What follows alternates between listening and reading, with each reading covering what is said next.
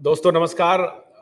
पहले सत्र के बाद जो एडजर्न हुआ था, अदालत को जज साहब ने एडजर्न किया था, टी ब्रेक था और टी ब्रेक के बाद अब ये दूसरा सत्र अब शुरू हो गया है।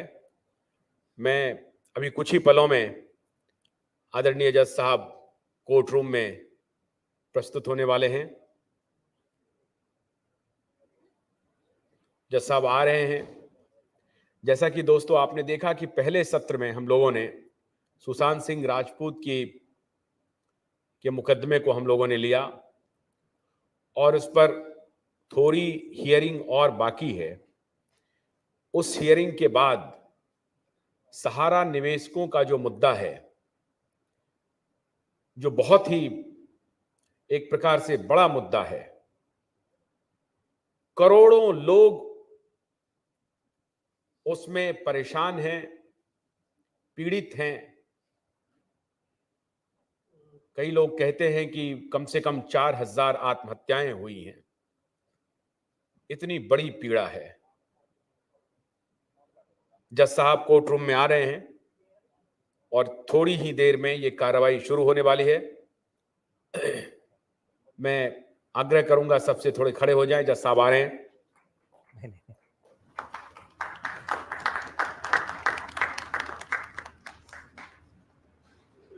ये जनता की अदालत अब देश की धड़कन बन चुका है और पूरा देश टकटकी लगाए हुए इस अदालत की तरफ देख रहा है। इस अदालत से जो निर्णय होगा वो सबको मानना पड़ेगा, क्योंकि यही अब जनता की अदालत है, यही आखिरी अदालत है, सर्वशक्तिमान अदालत है। मैं आदरणीय जज साहब से आग्रह करूंगा कि दूसरे सत्र की सुनवाई वो प्रारंभ करें। धन्यवाद। यस प्रोसिक्यूटर, अभी हमको शॉर्ट टाइम में ऑलमोस्ट मैक्सिमम एविडेंसेस आ गए हैं, तो शॉर्ट टाइम में सुशांत सिंह वाला केस को आपका आर्गुमेंट कंक्लूड, एविडेंस कंक्लूड करके जजमेंट के लिए रखना है। कल दोपहर में इसका जजमेंट प्रोनाउंस किया जाएगा। यस तो आपके पास में अभी क्या बचा है उसका, क्योंकि इसके बाद में अभी सहारा का विषय शुरू होगा। कुशवाहा जी आए क्या? हाँ, बस ये होने के बाद में सारा शुरू होगा। सर कुछ लोग हैं अपने एविडेंस देना चाहते हैं, तो जनता से मैं उनको आग्रह करूंगा कि शॉर्ट में आइए। आप आपका इंट्रोडक्शन दीजिए और जो देना है। यहाँ पे उपस्थित माइक थोड़ा नीचे कर लीजिए। हाँ, यहाँ पे उपस्थित सभी को मैं प्रणाम करूंगी। आपको भी मेरा प्रणाम और थैंक यू मुझे मौका देने के लिए। कुछ पॉइंट्स है जो मुझे बोलने हैं, जो कि माइक को सेट कर लीजिए, सब लोगों को सुनना है। देखिए अभी ठीक है, अभी सुनाई दे। आपकी आवाज हर व्यक्ति सुनना चाहता है। कॉमन मैन क्या कहना चाहते हैं? जी अभी ठीक है। हाँ, कुछ एविडेंस है जो मैं डिस्कस करना चाहूँगी, जिस पे बात नहीं हो पाई है केस पे। तो मेरा जो ज़्यादा वो रहेगा कि सपोर्ट की सुशांत केस को ज़्यादा से ज़्यादा सपोर्ट मिले, उसके लिए कुछ चीज़ें मैं बोलना चाहूँगी। देखिए, हमने पूरा केस डिस्कस किया, पर रिया चक्रवर्ती के बारे में हमने डिस्कस नहीं किया, जबकि उनके ऊपर एनसीबी की कार्रवाई चल रही है। ड्रग नेक्सस के लिए उनका प्रोक्योरमेंट पाया गया था। उनको 10 साल की सजा होनी थी, बट आज तक वो फ्री हैं। सबसे पहले तो रिया चक्रवर्ती को सारी कॉन्स्पिरेसी, सारी चीजें पता है, बट उनके बारे में सजा नहीं हुई थी। उनका मतलब चार्जशीट फाइल हुआ है शायद, बेल पे। हाँ जी, मतलब वो बेल पे हैं, उनको कोई सजा नहीं हुई है। ठीक है। एंड देन हम बात करेंगे हार्ड डिस्क की। जो सुशांत की हार्ड डिस्क थी, बताया गया वो 8 जून को रिया चक्रवर्ती घर से चले गए थे उनको छोड़ के। तो वो हार्ड डिस्क अपना लेके गए थे, थ्रेटन करके गुंडों को बुला के घर पे हार्ड डिस्क में सुशांत के हार्ड डिस्क सारे वो अपने साथ लेके गए थे। तीसरा, ये सुशांत के बहुत सारे काम थे, 3 कंपनीज थी। 3 कंपनीज के बारे में हमें नहीं पता आज के टाइम पे क्या हुआ। एक मेन कैरेक्टर शोभित चक्रवर्ती को भी हम भूल रहे हैं, उनका भी उसके अंदर पार्टिसिपेशन था उनकी कंपनीज में। उन्होंने फोर्ज साइन भी किए हुए हैं सुशांत के, उनकी कंपनी के अंदर उनका इन्वॉल्वमेंट था। देन उनके जो बिजनेस पार्टनर थे समीर बांगरा।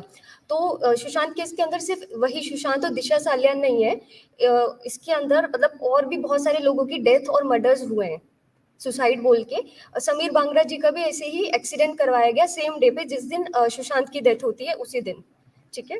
एंड देन इस केस में मुझे लगता है एनआईए की भी रिक्वायरमेंट है जांच करने के लिए, क्योंकि इसमें स्टन गन का जो इशू आता है, स्टन गन हमारे यहाँ पे अवेलेबल नहीं है, अफगानिस्तान क्रॉस बॉर्डर से उसको वो किया जाएगा, लाइक मंगाया जाएगा, या जैसे भी जो टर्म यूज करते फिर से हैं, रिपीट कीजिए। स्टन गन का जो है अच्छा, वो पॉइंट मैं बोल रही हूँ, तो वो हमारे क्रॉस बॉर्डर से ही लाया जा सकता है। एंड देन इसमें चाइल्ड पोर्नोग्राफी भी इंक्लूड है, 12 साल की जो बच्चियां होती हैं उनके साथ रेप और ये सारी चीजें पार्टी में उनको यूज किया जाता है एज अ प्रॉप। इनकी पार्टीज जो होती है, दिशा सालियान जिस पार्टी में गई थी उसने भी शायद वहां पे यही नोटिस किया था चाइल्ड ट्रैफिकिंग के बारे में। Again then human flesh trade भी बॉलीवुड में है। मेन बात ये है कि क्या बॉलीवुड पे क्वेश्चन आएगा कभी, बॉलीवुड जो एंटरटेनमेंट के आगे पीछे जो काला धंधा कर रहा है, क्या उसके ऊपर भी कोई कार्रवाई होती है इस केस में या नहीं होती है, ये इंपॉर्टेंट चीज है। ड्रग का पूरा नेक्सस है, मुंबई में पूरा ड्रग नेक्सस, ड्रग छोटे छोटे बच्चों को हर जगह पे दी जा रही है। ड्रग का जो ये आदि हमारे देश में बच्चों को बनाया जा रहा है, इसका इतना बड़ा जो लॉस है, हमारी एक इन्वेस्टमेंट का ही लॉस हो रहा है। जो बच्चे आगे जाके कुछ अच्छा कर सकते हैं उसके ऊपर कुछ कार्रवाई होगी कि नहीं होगी, ड्रग नेक्सस हो गया। एंड देन 14 जून डेथ नहीं हुई है सुशांत की, जहां तक है 13 जून को रात में हुई है 2 बजे के बाद, क्योंकि उनकी सिस्टर का कहना है कि वो फोन पे अवेलेबल नहीं थे। 2 बजे के बाद उनको कॉल्स की जा रही थी बट वो फोन पे अवेलेबल नहीं थे। जो सारा ये जूस का है, ये सारा एक नाटक है, जूस का ढकोसला कि उन्होंने जूस पिया देन वो बाहर ही नहीं आए, ताला और चाबी, बहुत सारे लूप होल्स हैं, तो ये सारे कवर होने चाहिए। वो की मेकर आज तक नहीं मिला है। इसके साथ साथ बहुत सारे और लोगों की भी डेथ हुई है, वो भी इन्वेस्टिगेट होनी चाहिए, क्योंकि अ लाइफ इज लाइफ, चाहे एक छोटे से एंट की हो, चाहे हम तो ह्यूमन हैं। एंड देन जो मेन आते हैं रिया चक्रवर्ती, संदीप सिंह एंड सिद्धार्थ पिठानी, आज तक इनसे कोई इन्वेस्टिगेशन क्यों नहीं हुई? सिद्धार्थ पिठानी घर पे ही अवेलेबल था, संदीप सिंह आ जाते तुरंत डेथ के बाद, उनके पास उनका आधार कार्ड अवेलेबल हो जाता है, सारी चीजें हो जाती है, सारी चीजें वो मैनेज करना शुरू कर देते हैं, आज तक उनपे कोई क्वेश्चनिंग नहीं हुई। ये मेरे कुछ पॉइंट्स थे। डायरीज उनकी गायब है, उनके जो सारे एविडेंस मोबाइल के थे वो मोबाइल्स कहाँ हैं उनके, और सारी हार्ड ड्राइव्स कहाँ हैं, उनका सारा अच्छा इनिशिएटिव जो वो बच्चों के लिए डिफरेंट एप्स बना रहे थे, कोडिंग खुद सीख रहे थे। तो सबसे पहले तो सुसाइड बोलना बंद कीजिए, क्योंकि वो बहुत ही एक इस तरीके के ह्यूमन थे जो आगे लोगों को इंस्पायर करते थे। उनकी 50 ड्रीम लिस्ट देख के हमें समझ आ जाता है कि वो मतलब वुमेन को एम्पावर करना चाहते थे, सेल्फ डिफेंस सीखना चाहते थे, मून पे उनकी जमीन है। इतने सारे इतना अच्छा एम्बिशियस पर्सन सुसाइड क्यों करेगा? उनके बहुत सारे ड्रीम्स थे अपने इंडिया के लिए भी कुछ करने के लिए। तो एक नेशनलिस्ट पर्सन की डेथ हुई है जो कि आगे बहुत ज्यादा कंट्रीब्यूट कर सकते थे अपनी कंट्री के लिए, तो उनको न्याय मिलना चाहिए। उसके साथ साथ और जो छोटे बच्चे हैं जिनके साथ बहुत गलत होता है, डेली बेसिस पे ट्रैफिकिंग करके उन्हें शायद कहाँ कहाँ भेज दिया जाता है, हमें नहीं पता है। तो उस ये सारा अगर उनको न्याय मिलता है तो उन बच्चों को भी न्याय मिलेगा, उन सभी लोगों को न्याय मिलेगा। तो आपसे मेरी रिक्वेस्ट है कि प्लीज इस केस में कुछ करिए। बहुत बहुत अच्छे मुद्दे रखे, yes really appreciable. Thank you मुझे समझ गए।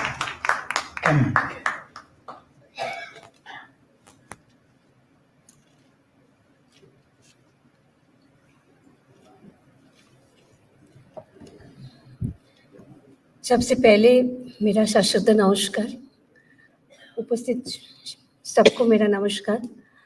आपका परमिशन लेके मैं 2-3 पॉइंट ही बोलूँ, ज़्यादा टाइम नहीं लूँ, आगे और भी मुद्दा है। एक जो मैं बोलना चाहते हैं, जैसा हम लोग का कंट्री में अभी तक हेल्थ सेंटर बहुत कम है, हेल्थ सेंटर नहीं है, कोई ट्रीटमेंट का जगह नहीं है गरीब लोग का, उसी जगह पे ये बहुत बड़ा पॉइंट था। ये जब ये मर्डर हो गया था सुशांत सिंह का, तब उसके बाद ही 1 हफ्ते के अंदर ANI ने एक रिपोर्ट दिया था सैटेलाइट से, जो स्मिता पारेख, जो उसका फ्रेंड बोलते हैं बाद में, स्मिता पारेख, उसके NGO था संजय गांधी नेशनल पार्क के अंदर 3 उसका हेल्थ सेंटर। बाद में उसमें पता लगा उसमें चाइल्ड ट्रैफिकिंग होते हैं, चाइल्ड उसमें से निकाल के उन लोगों को, बच्चे लोगों को बोरे में फेंक के समुंदर में वो लोग ये ट्रांसफर करते थे। ये था उनका बिजनेस, बहुत बड़ा एनजीओ। और ये स्मिता पारेख के साथ बहुत अच्छा सा रिलेशन है उद्धव ठाकरे का वाइफ का। ये स्मिता पारेख 1 महीना बाद अर्नब गोस्वामी के टीवी में आके बोला, मेरे को जब बुलाया गया, मैं जब गए तब देखा पूल ऑफ ब्लड। तो 1 महीना से वो कहाँ थे जो पूल ऑफ ब्लड के बारे में नहीं बोला, जो अपना फ्रेंड चले गए आके ऐसा रो रहे थे, जो बहुत ही ऐसा मीन्स वो अपने को बचाने के लिए ट्राई कर रहे थे। ये एक बहुत बड़ा वो था जो स्मिता पारेख इसके साथ जुड़े हुए हैं, चाइल्ड ट्रैफिकिंग के साथ, ठीक है। जबकि ना हम लोग का कोई हेल्थ सेंटर है ही नहीं, कोई गांव में एक हेल्थ सेंटर है ही नहीं। तो ये बात है, आप यूपी में जाके देखिए, गांव में आपको हेल्थ सेंटर नहीं मिलेगा। और एक संजय गांधी नेशनल, मैं मुंबई से हूँ, संजय गांधी नेशनल पार्क के अंदर कैसे करके हेल्थ सेंटर, 2 मेडिकल सेंटर भी है, मेडिकल मेडिसिन की दुकान भी है। तो ये बात है।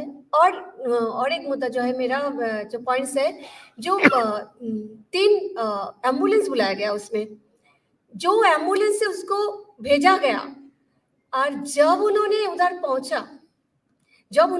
पहुंचा कुपड़ हॉस्पिटल में, उसके घर से कुपड़ हॉस्पिटल कोरोना के टाइम पे रास्ता पूरा खाली था। उसी टाइम पे 15 से 18 मिनट, आप गूगल सर्च करके देख सकते हैं, 18 मिनट्स का टाइम था। लेकिन उन्होंने लेके निकले इधर 2:40 के 3:10 पे निकले, और जब पहुंच गए तब शाम हो गया था।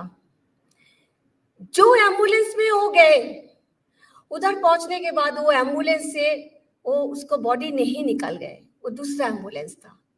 ये बीच में ANI ने दिया, खाड़ के पीछे के, हम लोग का जो मुंबई खाड़ जो रास्ता है, वो खाड़ के पीछे, समुंदर के पीछे पीछे एक जगह है जिसमें हेलीकॉप्टर भी आते थे, पवन हंस का, ठीक है।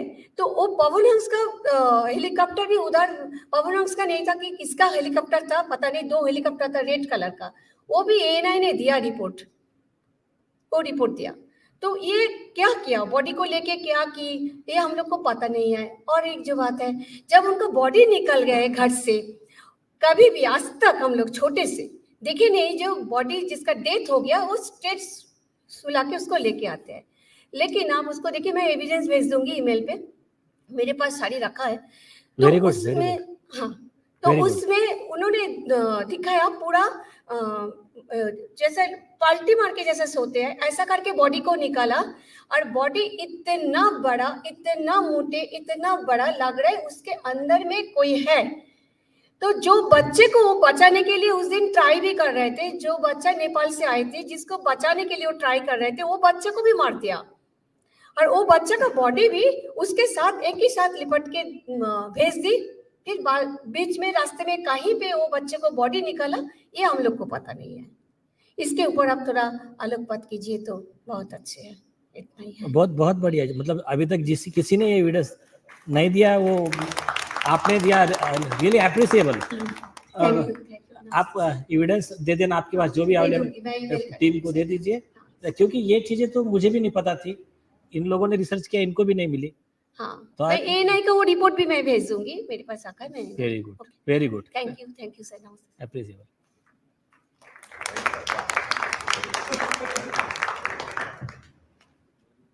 और आपके पहले जो हाँ, तो आपने जो विषय कहा ना SSR डायरीज का, तो कैंडिड मीना करके एक चैनल पे उन्होंने SSR डायरीज के एपिसोड किए हैं। Yes yes yes yes. जिस बॉडी के बारे में अभी मैडम बात कर रही थी, दिनेश जी ने वो एविडेंस हमें दिया है। Thank you Dinesh ji. ये है वो बॉडी। Thank you Dinesh.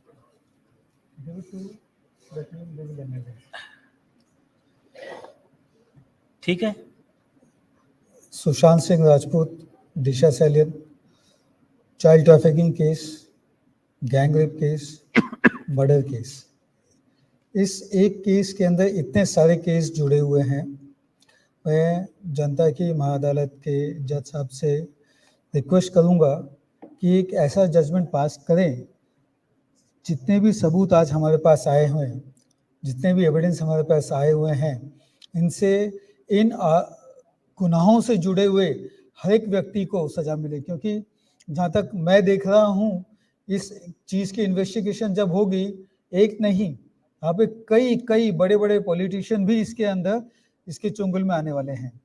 तो एक ऐसा जजमेंट पास किया जाए जिससे कि हर एक व्यक्ति जो इससे जुड़ा हुआ है, मर्डर से लेके चाइल्ड ट्रैफिकिंग तक, रेप से लेके सुसाइड तक, सभी को सजा मिले, ऐसा एक ऑर्डर पास किया जाए। धन्यवाद।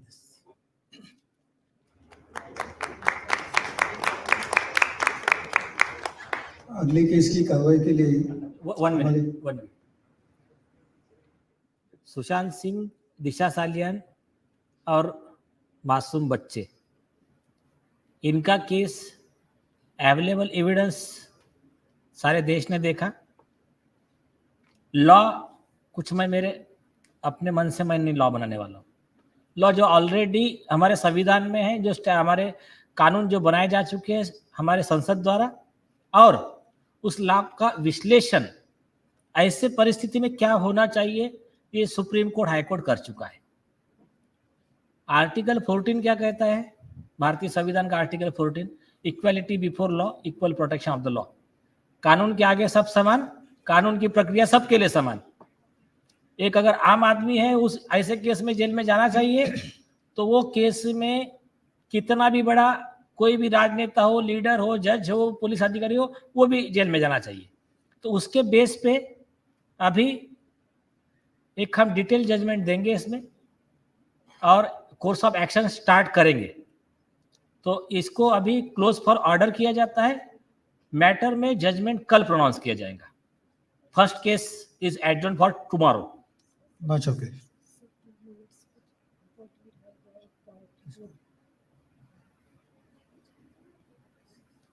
है तो कुछ दो मिनट कुछ आइए, लेकिन शॉर्ट में। यस।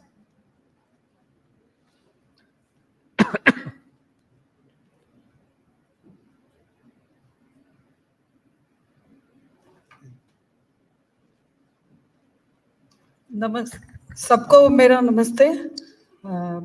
नीलेश ओझा जी, सबको, आशुतोष जी, सबको मैं थैंक यू, आपने मुझे मौका दिया। मैं सेसारियन की फैन थी और 2 पॉइंट मैं बताना चाहती हूँ जो कवर नहीं हुए। इसमें एक टाइगर का भी एक आता है, सलमान खान के बॉडीगार्ड का भी एक आता है नाम, और इसमें 14 लोग जो मरे थे वो न्यू वर्ल्ड ऑर्डर से रिलेटेड ही ये मर्डर को बताया जाता है। ये पॉइंट किसी ने कवर नहीं करा। और उसके बाद कुछ उसने ऐप जो बनी थी इसमें, और उसके बाद इसको सॉफ्टवेयर जो था वो बाद में लॉन्च करा है, और उदय ठाकरे के जो आदित्य ठाकरे हैं उसके नाम से लॉन्च हुआ था उसके डर। तो उन्होंने ये स्टील करा था, बाद में ये निकला था, तो इसको पता नहीं शायद किसी ने कवर नहीं करा, वो सॉफ्टवेयर बाद में आया।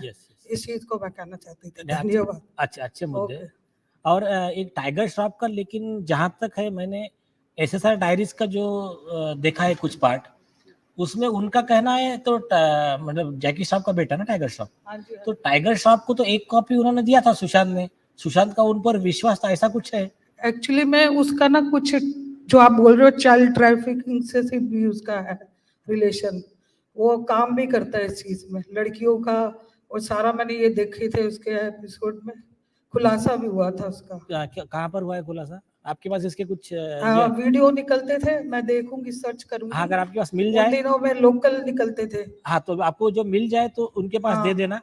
बिल्कुल। हाँ, तो आप ईमेल कर देना या व्हाट्सएप पे भिजवा देना। क्योंकि ये सलमान खान का बॉडीगार्ड था, उसका भी इन्वॉल्वमेंट बताया जाता उसमें। जहाँ ठीक है, आप देखिए कैसा है। हाँ जी। जैसा कोर्ट है वैसा हम भी, देखो कानून ग्राह्य सबूत चाहिए। हाँ जी। मतलब हियर से एविडेंस अगर किसी ने कह दिया और मैंने सुन लिया, ये वाली एविडेंस इस, हाँ अपने पास में सफिशिएंट एविडेंस है, इन्वेस्टिगेशन होगा और 4 चीजें बाद में काम में आएंगी। मतलब ये क्लू मिले थे काफी लोगों से। अच्छा, तो ये बातें उस दिनों में यही लोग बताते थे। तो ठीक है, आपको जो भी आपके पास अवेलेबल लिंक्स या वीडियो कुछ होंगे तो आप दे दीजिए, उस पर गौर करें। Okay, thank you. Okay, thank you. अगले केस सहा के लिए मैं अपनी टीम के मेंबर अभिषेक को कहूंगा कि प्रोसिक्यूशन प्रोसीडिंग्स स्टार्ट करें। सहारा इंडिया परिवार का केस अभी स्टार्ट हो रहा है। Advocate Abhishek Mishra. Yes sir, सबसे पहले सर्वप्रथम मैं आपसे अनुमति लूंगा स्टार्ट करने के लिए। यस अनुमति। यस इस केस में जो टेस्टिमनी है वो आए हुए हैं, यहाँ पे प्रेजेंट हैं। हाँ। तो पहले उनकी टेस्टिमनी रिकॉर्ड की जाए। यस वो ज्यादा बेटर है कि वकील Yes. बोले, इससे बेहतर है विक्टिम बोले। यस, अगर विक्टिम अवेलेबल है तो बुलाइए, कुशवाहा जी को बुलाइए, उनका बहुत देर से इच्छा था। आइए।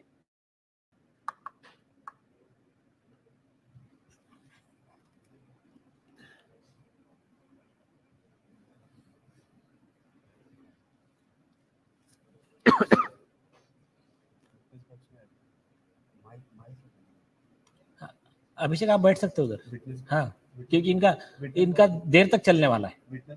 हाँ?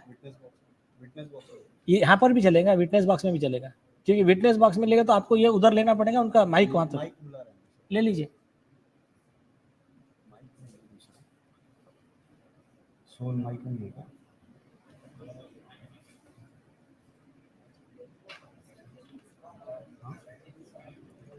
माइक का सेटअप कीजिए ठीक से। तब तक इससे चालू करिए आप। चालू करिए।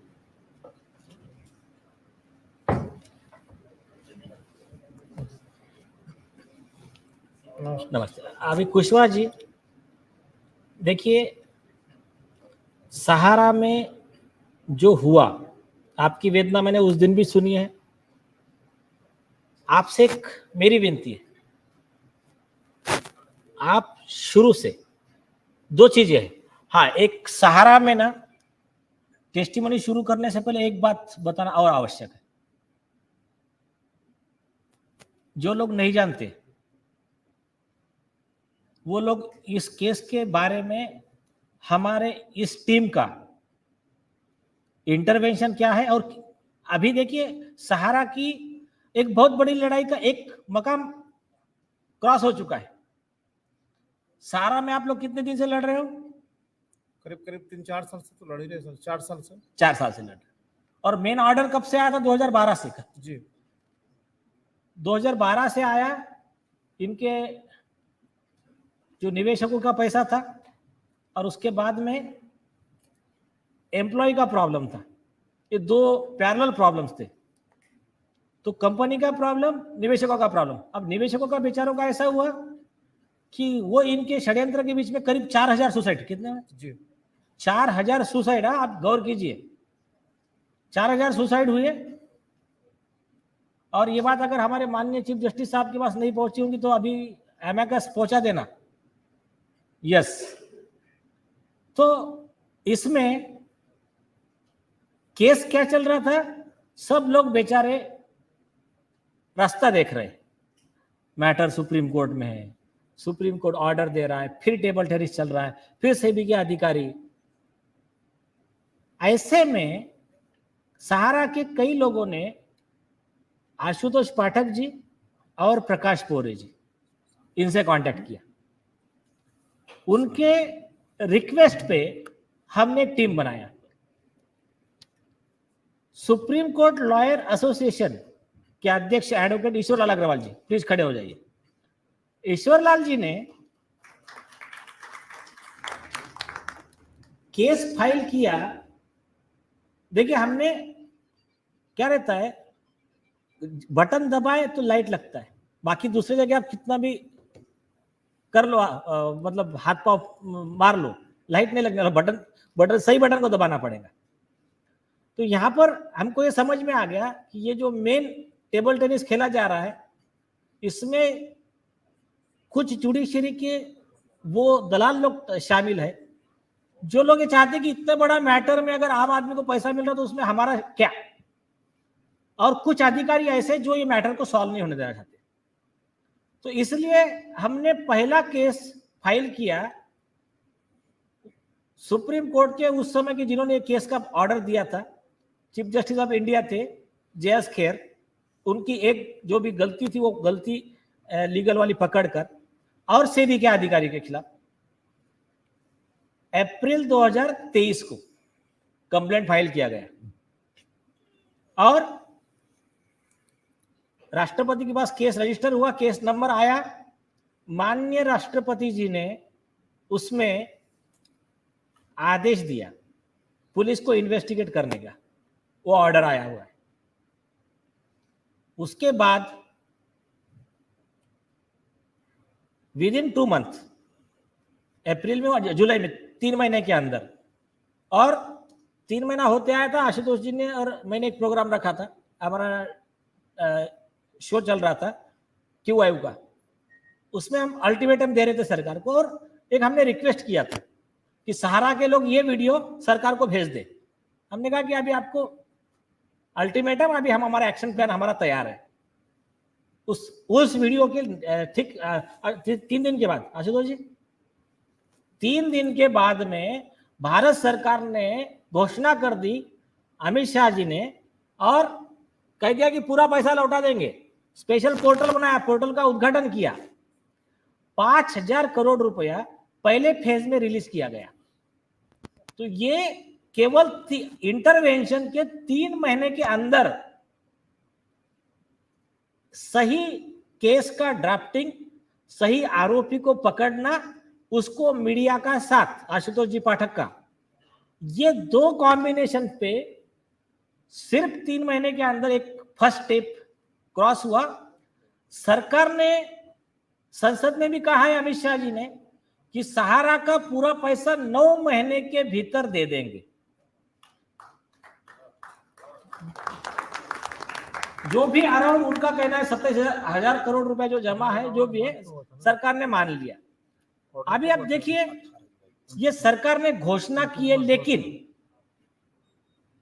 बातों से पेट नहीं भर। 9 महीना कब तक हो जाएगा? कॉमन मैन का कहना है, तू आपने घोषणा कर दी, आम आदमी को पैसा नहीं मिला है, ये पहला ग्रीवियंस है। तो पहली स्टेज ये है कि आधा काम जो हुआ है, कि इतने दिन से पड़ा था, आधे काम के लिए सरकार को धन्यवाद, supreme court lawyer association, QIU, सारे टीम को धन्यवाद, लेकिन न्याय पूरा नहीं हुआ है। इसके लिए आज का प्रोसीडिंग है। तो कुशवाहा जी, आप आपका और जो भी सहारा के लोगों को पूरा ग्रीवियंस बताइए। स्टार्ट। जी धन्यवाद सर।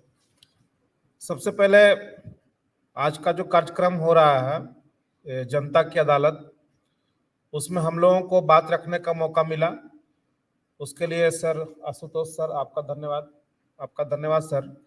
हमें नहीं पता है कि इस जनता की अदालत से हमको कितना लाभ होगा और कितना न्याय मिलेगा, फिर भी एक उम्मीद के साथ झारखंड, बंगाल, उत्तर प्रदेश, बिहार के मेरे साथी हम लोग आज आपकी अदालत में आए हैं सर।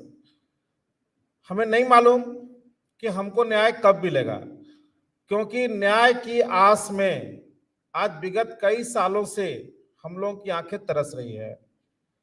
हम लोगों की हिम्मत नहीं है, हमारी औकात नहीं है कि हम माननीय सुप्रीम कोर्ट में जाकर के अपनी बात को रख सकें, क्योंकि हम सबको पता है कि सुप्रीम कोर्ट जाना आम आदमी के लिए आसान नहीं होता है।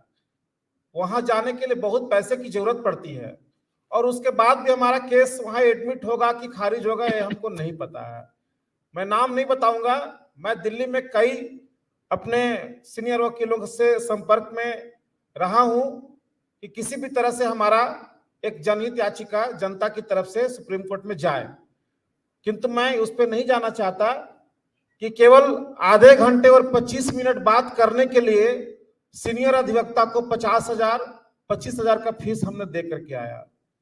हम यहाँ से बहुत मुश्किल से घर भी वापस भी जा पाए, चूंकि उतना पैसे मेरे पास में नहीं थे, और हमें नहीं पता था कि यहाँ बात करने का भी सीनियर वकील लोगों का 50,000 रुपया फीस देना पड़ता है। खैर, जब हमारे सीनियर वकील से बात करने के लिए इतना पैसा देना पड़ता है, तो हम सोच सकते हैं कि सुप्रीम कोर्ट तक जाते जाते हमारी हालत क्या होगी। इतने महंगे फीस हम कहां से दे पाएंगे। दूसरी तरफ जो कॉमन मैन है, जो इस देश के करीब लगभग 13 करोड़ लोग हैं सर, जिसने सहारा में पैसा इन्वेस्टमेंट किया, और सहारा जो पैसा इन्वेस्टमेंट करवाया वो डायरेक्ट पैसा नहीं लिया, वो अपने एजेंटों के माध्यम से लिया। सहारा के जो एजेंट हर गांव, मोहल्ले, गली में आपको मिल जाएंगे सर। जो आम आदमी, जो ठेला चलाने वाले हैं, खमचा चलाने वाले हैं, जूता पॉलिश करने वाले हैं, मतलब कपड़े धोने वाले हैं, एकदम गरीब से गरीब पीपुल, यहां तक कि भीख मांगने वाले लोग, उनका भी पैसा सहारा के एजेंट लोगों ने डेली डिपॉजिट के नाम पे 5 रुपया 10 रुपया डेली, मंथली डिपॉजिट के नाम पे 200-400 रुपया महीने का फिक्स डिपॉजिट, ये सब इन्वेस्टमेंट करवाया। बहुत सारे हमारे झारखंड, बिहार, उत्तर प्रदेश, मध्य प्रदेश राज्यों, उड़ीसा, इस सब में के लोग थे जो रिटायर कर्मचारी, जो अपने विभाग से रिटायर हुए, तो इसमें एक MIS के रूप में 12% इंटरेस्ट मिला करता था। तो MIS के रूप में भी लाखों लाख रुपए अपना PF और ग्रेड छुट्टी का सारा पैसा इसमें लगा दिया, लेकिन आज किसी को पैसा नहीं मिल रहा है सर। उसके कारण परिस्थितियां इतनी बिगड़ी कि जो सहारा के एजेंट जो पैसा इसमें डिपॉजिट करवाए, उनके अधिकांश लोग रिश्तेदार थे, चाहे उनके बहन, बहनोई, ससुराल पक्ष, दोस्त यार, मामा मामी, काका काकी, इन लोगों का ही पैसा था। आज वो एजेंट का रिश्ता सबसे टूट गया और दबाव में लगभग 4000 एजेंट आत्महत्या कर चुके सर। ये बहुत सीरियस बात है। और 4000 मैं लोग। ऐसे बात नहीं करता, हमारे पास पूरा पेपर का कटिंग है, तो सर को दे दीजिए। यस, इसमें अभिषेक सारा पेपर कटिंग है, इसमें लगभग सभी राज्यों के हैं ये, और भी हम लोगों के पास में सर, और भी आपको देंगे। और बहुत सारे एजेंट अपना सुसाइड नोट भी लिख करके गए हैं कि सहारा का पेमेंट नहीं होने के कारण मैं इतना मानसिक दबाव में हूं, अपने रिश्तेदारों से मेरा रिश्ता खत्म हो चुका है, जिसके कारण मैं आत्महत्या कर रहा हूं। वो सुसाइड नोट भी हम लोगों के पास में है सर। तो परिस्थितियां बहुत ही खराब है सर, बहुत खराब है। अब मैं आता हूं सर मुख्य मुद्दे पे। हमारे देश में सर, मैं कहा करता हूं, चूंकि मैं बहुत एनालिसिस करके बात कर रहा हूं, जब जब मानव को, यानी कि इंसान को भगवान का दर्जा हम लोग देते हैं सर, तब तब वो भगवान बना हुआ व्यक्ति जो मानव होता है, वो हमको ठगने का काम करता है, डसने का काम करता है और हमको नुकसान पहुंचाने का काम। सही बात है, हम उसको शोषण का आदि करते हैं। इसके कई एग्जाम्पल्स हैं सर।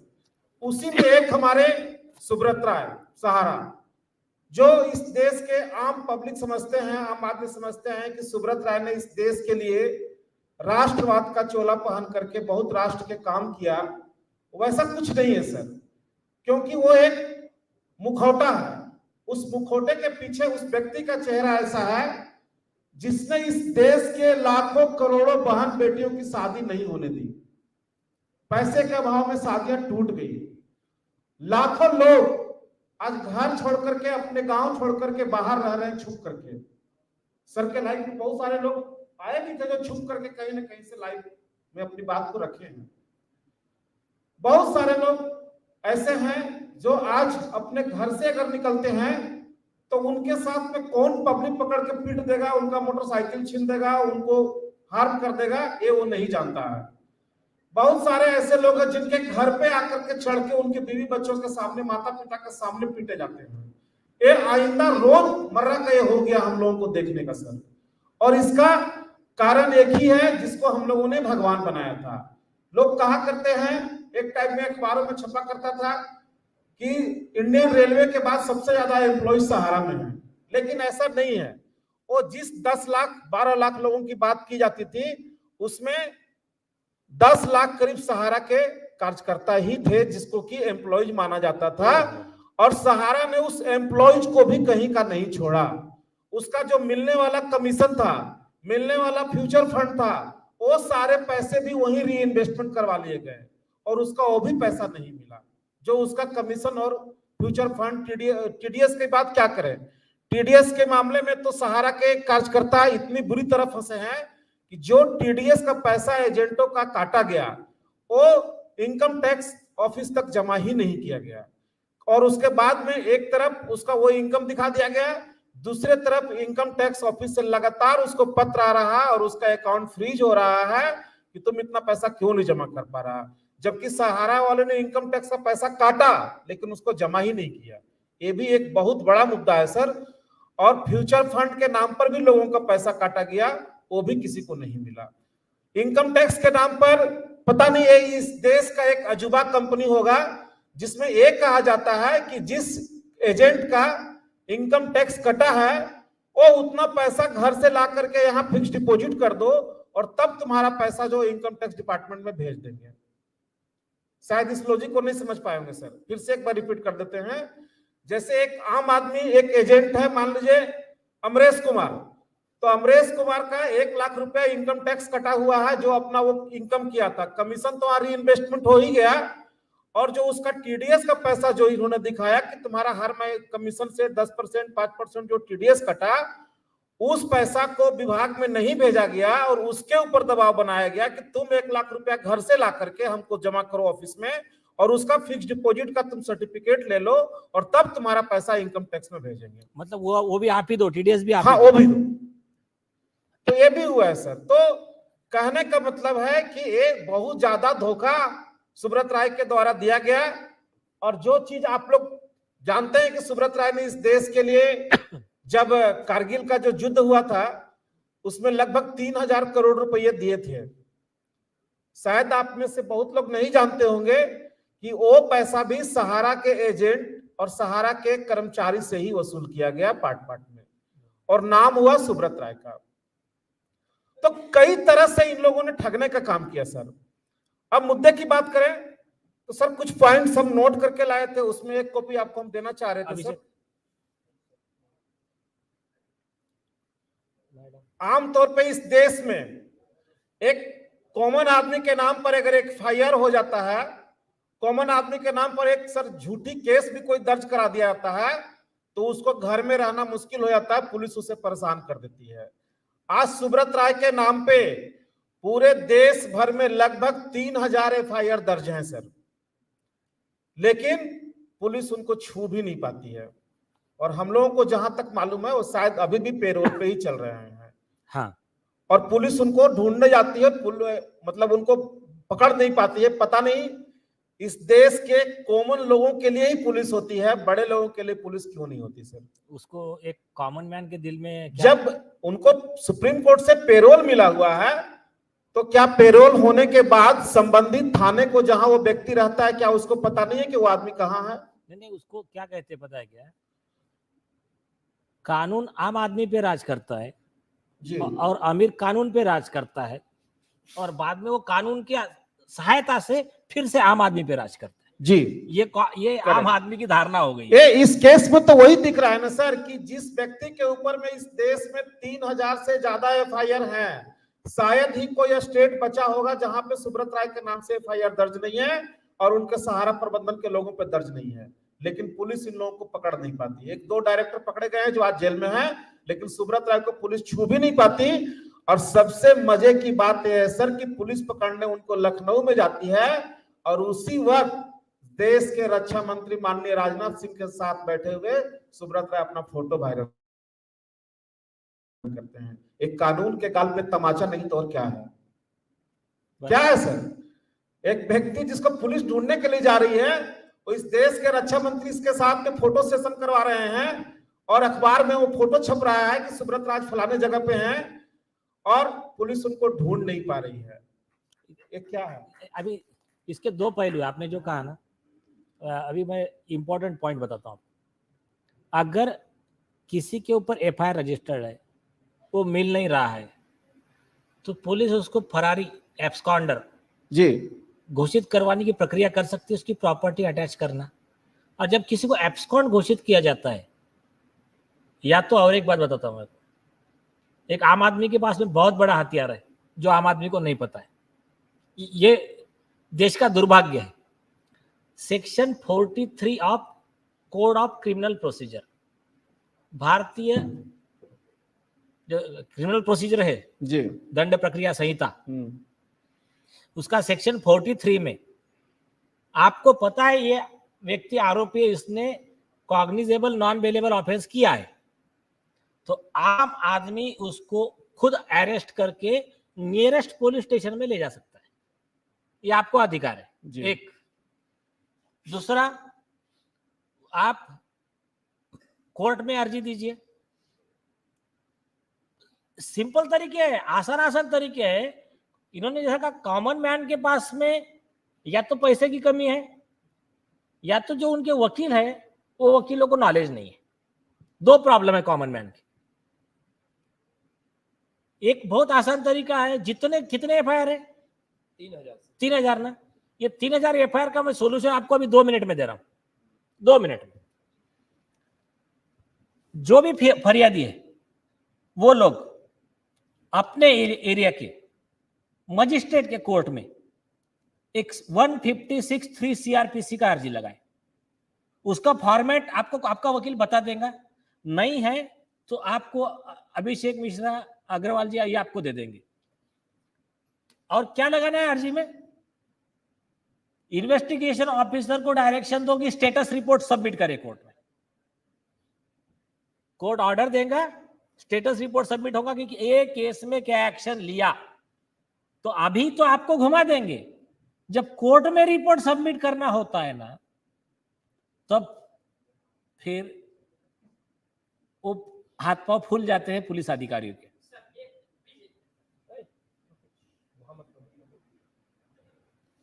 कंप्लीट होने दो, मतलब अभी डिबेट नहीं चल रहा, कार्रवाई करते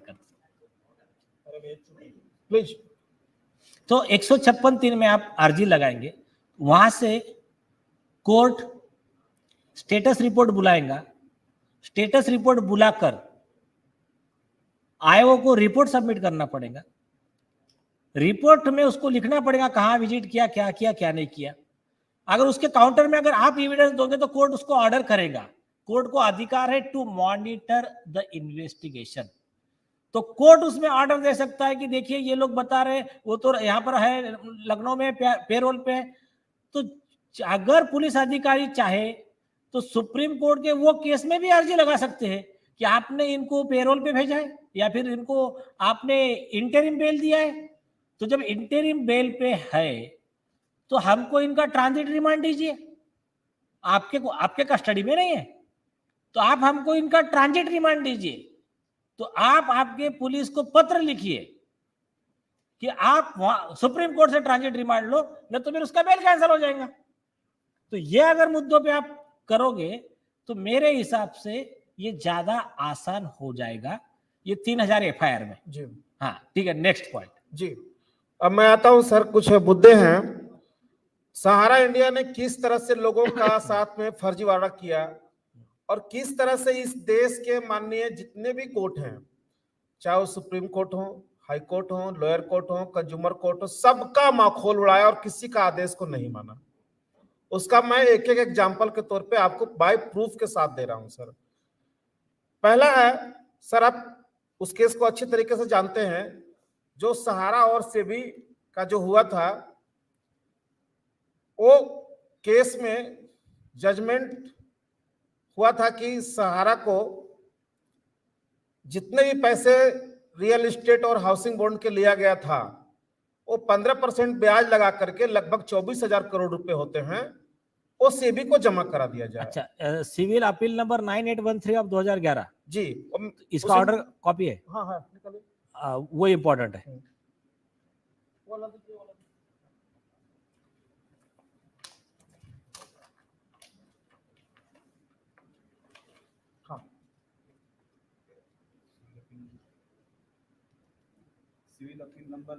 यस यस, क्योंकि 217 पेज का है सर, शॉर्टकट जो ऑर्डर था वो हम लेके ठीक है ना, बाकी हमारे लोग निकाल लेंगे। 31/12 को जो ऑर्डर हुआ था, 31/8/2012 का जो ऑर्डर था, वो ऑर्डर 270 पेज का है, उसको हम निकाल नहीं पाए। नहीं, आप क्या है, जो काम का चीज था वो दे दीजिए। सुनिए, आप केस नंबर दे दीजिए, हमारे लोग प्रिंट आउट निकाल लेंगे और उसका जो रिपोर्टेड भी जजमेंट वो निकाल लेंगे, उसका एक कॉपी आपको व्हाट्सएप पे हमारे लोग दे देंगे, चिंता मत करो।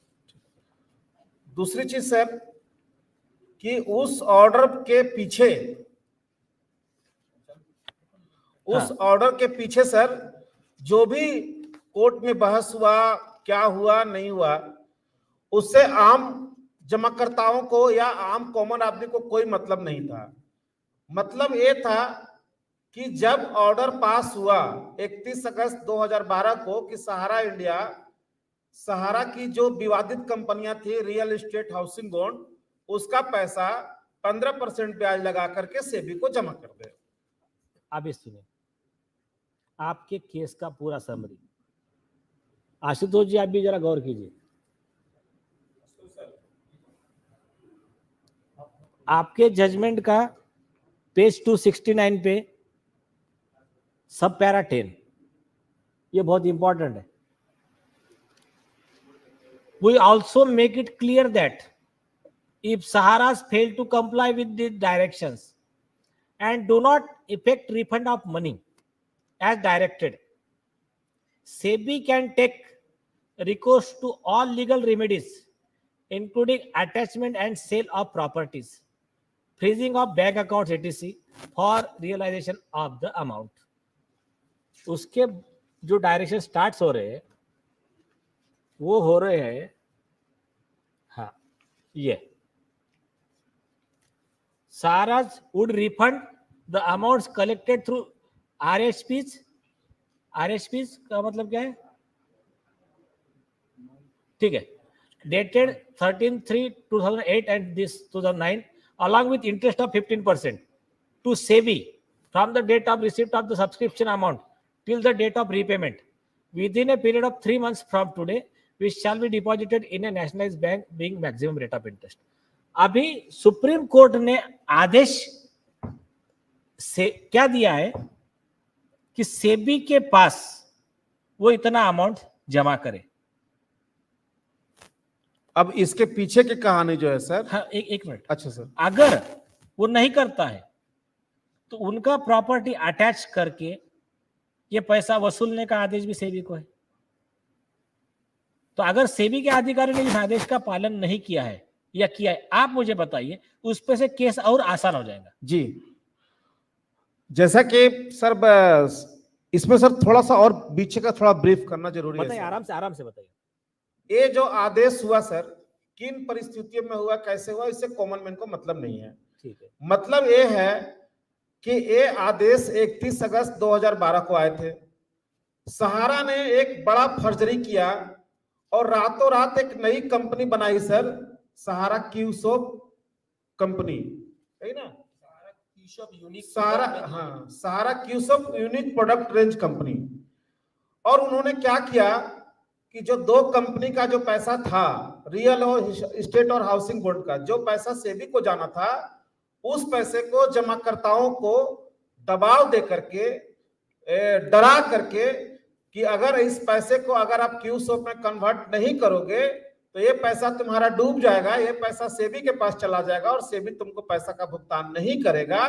और अगर सहारा क्यूसोप में अगर तुम इस पैसे को रीइन्वेस्टमेंट कर देते हो तो तुम्हारा पैसा 6 साल के बाद 2.5 गुना हम तुमको वापस करेंगे।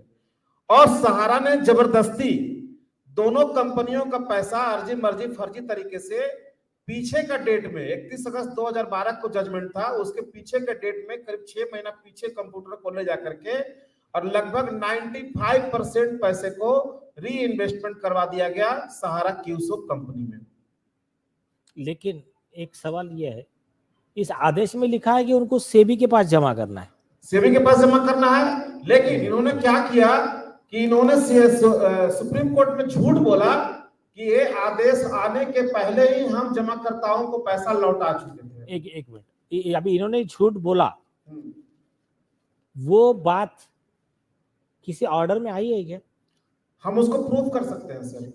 नहीं, इन्होंने जो सुप्रीम कोर्ट में एक दलील दिया कि ये जो ऑर्डर आया था 31 अगस्त 2012 को कि सेबी को पैसे दे दिए जाए 24,000 करोड़ रुपए, ये ऑर्डर आने के पहले ही हम जमाकर्ताओं का दोनों कंपनी का पैसा वापस कर चुके थे। एक मिनट अभिषेक, ये केस को सुप्रीम कोर्ट के वेबसाइट पे इसमें कितने ऑर्डर आए इसके आगे के कनेक्टेड मैटर आए? सहारा की ओर से सर एक बार नहीं, इसका रिपोर्टेड कॉपी भी निकालो। सहारा की ओर से एक बार नहीं कई बार हलफनामा दिया गया है सुप्रीम कोर्ट में कि इस ऑर्डर आने के पहले ही हम डिपॉजिटर को पैसा दे चुके थे। उसका हलफनामा का कॉपी आपके पास? वो सर मिल जाएगा आपको नेट पर, नहीं तो मैं आपको मेल कर दूंगा। ठीक है। और अखबार में भी दिया गया सर, अखबार में भी वो ठीक है। अखबार में भी सहारा ने बार बार कहा कि हम अपना जमाकर्ता को 95% लोगों को पैसा दे दिए थे। लेकिन ऑर्डर हुआ था कि वो सेबी के पास दे, सेबी आपको दे, सेबी हमको दे, हो गया। लेकिन सेबी के पास तो पैसा जो जमा हुआ सर, तो पहले काम तो ये लोग किया कि पहले उसको कन्वर्ट करवा दिया क्यूसॉप में। नहीं, लेकिन कोर्ट का जो आदेश है उसमें ये मांगा ही नहीं उन्होंने, तुम ये कंपनी में डालो, वो उससे हमको कुछ ये नहीं। तो सीधा सीधी सर सुप्रीम कोर्ट का आदेश का अवहेलना है। यस, ये जब ऑर्डर हुआ कि तुम भुगतान करो और भुगतान नहीं करके उस पैसे को दोनों कंपनी का पीछे का डेट में सहारा क्यूसॉप कंपनी में जमा करा दिया। इस बात को थोड़ा सा आपको समझना पड़ेगा सर, हमको पूरा कंप्लीट करने दीजिएगा। कीजिए। माफी चाहेंगे सर आपसे। देखो मेरे जो डाउट आ रहे हैं मैं पूछता जा रहा हूं। उसमें क्या हुआ कि वो पैसे को उन्होंने वहां कर दवा दिया और हलफनामा दिया कि हमने ऑर्डर आने के पहले ही पैसे का भुगतान कर दिया। सेबी इस बात को माना नहीं, वो सुप्रीम कोर्ट में दलील दिया कि ये झूठ कह रहे हैं, ये पैसे का भुगतान नहीं किए हैं। अगर ये पैसे का भुगतान किए हैं तो 24,000 करोड़ रुपए कहां से लाए। उसमें सुप्रीम कोर्ट के जो माननीय जज थे उस समय उन्होंने ये भी कहा था कि तुम बैंक का ट्रांजैक्शन दिखा दो कि 24,000 करोड़ रुपए तुम किस बैंक से निकाल करके किसको दिए, क्योंकि उसमें सीधा था कि आपको चेक या ड्राफ्ट के माध्यम से देना है। तो इन्होंने कहा कि हमने पैसा कैश में लौटा दिया। मैं उसका भी कुछ एविडेंस आपको भी थोड़ी देर में दे रहा हूं सर। ठीक है। लेकिन इसके बाद ये यही नहीं रुके सर, जब सेबी का मामला जब फंस गया कि नहीं तुम पहले 24,000 करोड़ रुपए जमा करो, वो 132 ट्रक कागज दे दिए थे कि ये हम पेमेंट किए, उसका प्रूफ है। वो 132 ट्रक जो वहां गया था उसको सेबी लेने से इनकार किया, बहुत ड्रामा उसमें हुआ था। और उसके बाद बार बार सेबी कहता रहा कि ये गलत है, ये पैसा नहीं जग दिए हैं। उसमें माननीय सुप्रीम कोर्ट के जो जज थे वो कहे भी थे क्या पैसा स्वर्ग से बरसा था क्या, आखिर पैसा कहां से ला करके लोगों को दिए, वो प्रूफ तो दो। वो प्रूफ आज तक ये दे नहीं पाए। उसके बाद एक गेम और हुआ सर, चूंकि सहारा क्यूसॉप कंपनी में सुब्रत राय और उनकी पत्नी स्वप्ना राय डायरेक्टर थी, मैनेजिंग डायरेक्टर खुद थे। तो उन्होंने ये अपने बचने के लिए क्या किए कि जब सुप्रीम कोर्ट के आदेश के बाद ये चल रहा था 2014 में इनको जेल भेज दिया गया, तो उसी समय सर सहारा का जो क्रेडिट कोऑपरेटिव सोसाइटी है, सहकारिता विभाग, उस समय सर मिनिस्ट्री ऑफ एग्रीकल्चर के माध्यम से चला करता था। तो सहारा की 4 कंपनियों का रजिस्ट्रेशन लिया गया कोऑपरेटिव का, और उस कोऑपरेटिव में पब्लिक से पैसा लेना शुरू कर दिए। वही सब जो उनका स्कीम था MIS का, फिक्स डिपॉजिट का, डेली का, तो ले ही रहते। और जो पैसा रियल एस्टेट हाउसिंग बोर्ड का सहारा क्यूसॉप में इन्होंने कन्वर्ट करवाया था, वो सहारा क्यूसॉप से फिर एक बार सहारा की सोसाइटियों में इन्वेस्टमेंट करवा दिए। मतलब जो कॉमन मैन का जो पैसा था डिपॉजिट का, उसका पैसा रियल एस्टेट हाउसिंग बॉन्ड से निकल करके गया क्यूसॉप में, और क्यूसॉप से फिर 2014 में चला गया कोऑपरेटिव सोसाइटी का स्कीम में। और सेबी को जो पैसा ये लोग पार्ट में दिए, जो 15,500 करोड़ रुपए जमा किए अपना संपत्ति बेच के, या कोऑपरेटिव में जो लोग पैसा जमा कर रहे थे उन्हीं का पैसा जमा कर करके जो सेबी में जमा किए, वो 15,500 करोड़ रुपया, वो 25,000 करोड़ रुपया अभी तक नहीं हुआ है। लेकिन ये इंटरेस्ट लगा के बोलते हैं कि हमने 25,000 करोड़ दे दिया। अब सेबी के माथे पर यह बात आ गया कि सेबी जो 2 कंपनी का जो पैसा लिया रियल एस्टेट हाउसिंग बोर्ड का, उन डिपॉजिटरों को खोज करके उनका भुगतान करे। तो सर सेबी डिपॉजिटर को ढूंढता कहां? जो रियल एस्टेट हाउसिंग बोर्ड का जो सर्टिफिकेट था वो तो सहारा ने ले लिया और दे दिया क्यूसॉप, और पैसा वो बार बार पेपर में एड निकाल रहा सेबी की लोग आकर के पैसा ले। तो पैसा लेंगे कहां से? वो सर्टिफिकेट तो किसी के पास था ही नहीं। वो क्यूसॉप में कन्वर्ट हुआ और क्यूसॉप से हो गया आपका जाकर के क्रेडिट कोऑपरेटिव सोसाइटी में। जो जानकार लोग, पढ़े लिखे जो लोग, कुछ लोग थे वो जो नहीं किए थे क्यूसॉप में, वो लोग अपना पेपर सेबी में भेजे, तो सेबी उनका भुगतान 132 करोड़ का भुगतान उनका किया।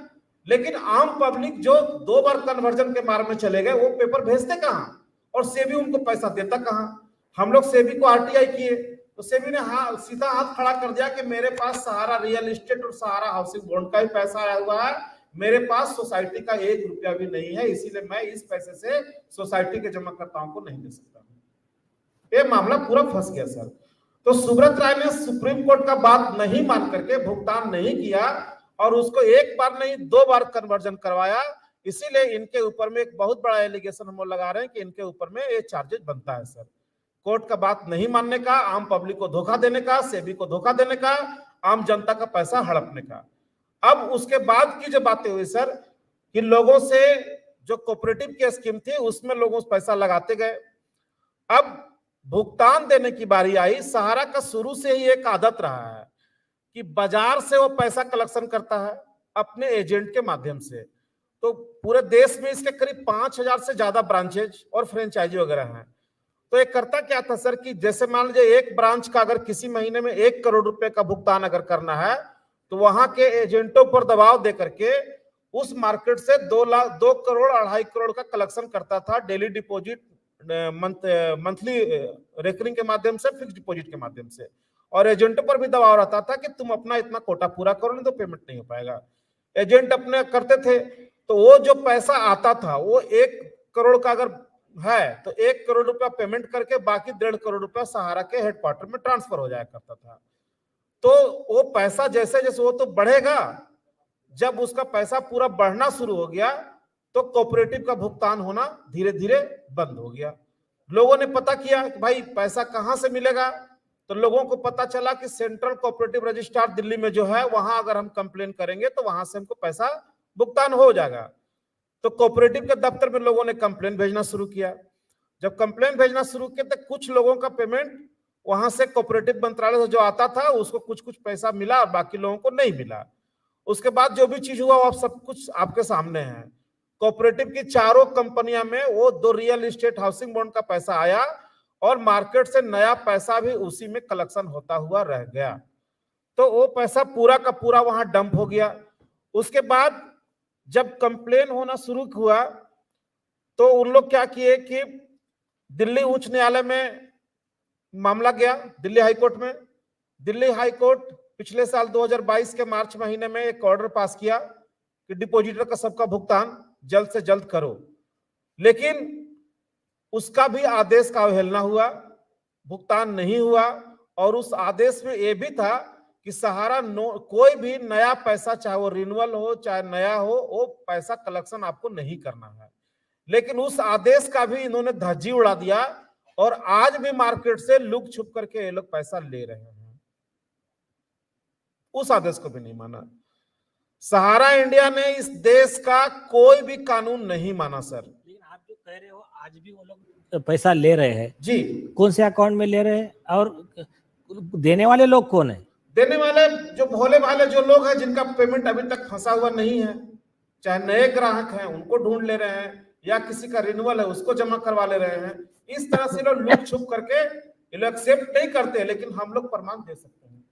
सर वो लोग सादे कागज पर रसीद निकाल करके दे रहे हैं जिसमें कंपनी का ना कोई मुहर है ना कंपनी का नाम है, सिर्फ जमाकर्ता का नाम है और पैसा है और उस महीने का तारीख रहेगा। नहीं, लेकिन ऐसा क्या पब्लिक तो इतना तो बेवकूफ नहीं बन सकता। सर गांव देहात के जो एकदम जानकार लोग नहीं हैं, अब जैसे मान लीजिए कि भीख मांगने वाले लोग हैं, किसान हैं, उन लोगों का ये सब चीज से मतलब ही नहीं रहता है ना। उनको मतलब है कि जो मेरा सहारा का ऑफिसर आके कह रहा है कि हमको पैसा मिल जाएगा वो दे देते हैं। तो वो तो मतलब है वो बड़ा अमाउंट तो देते नहीं ना।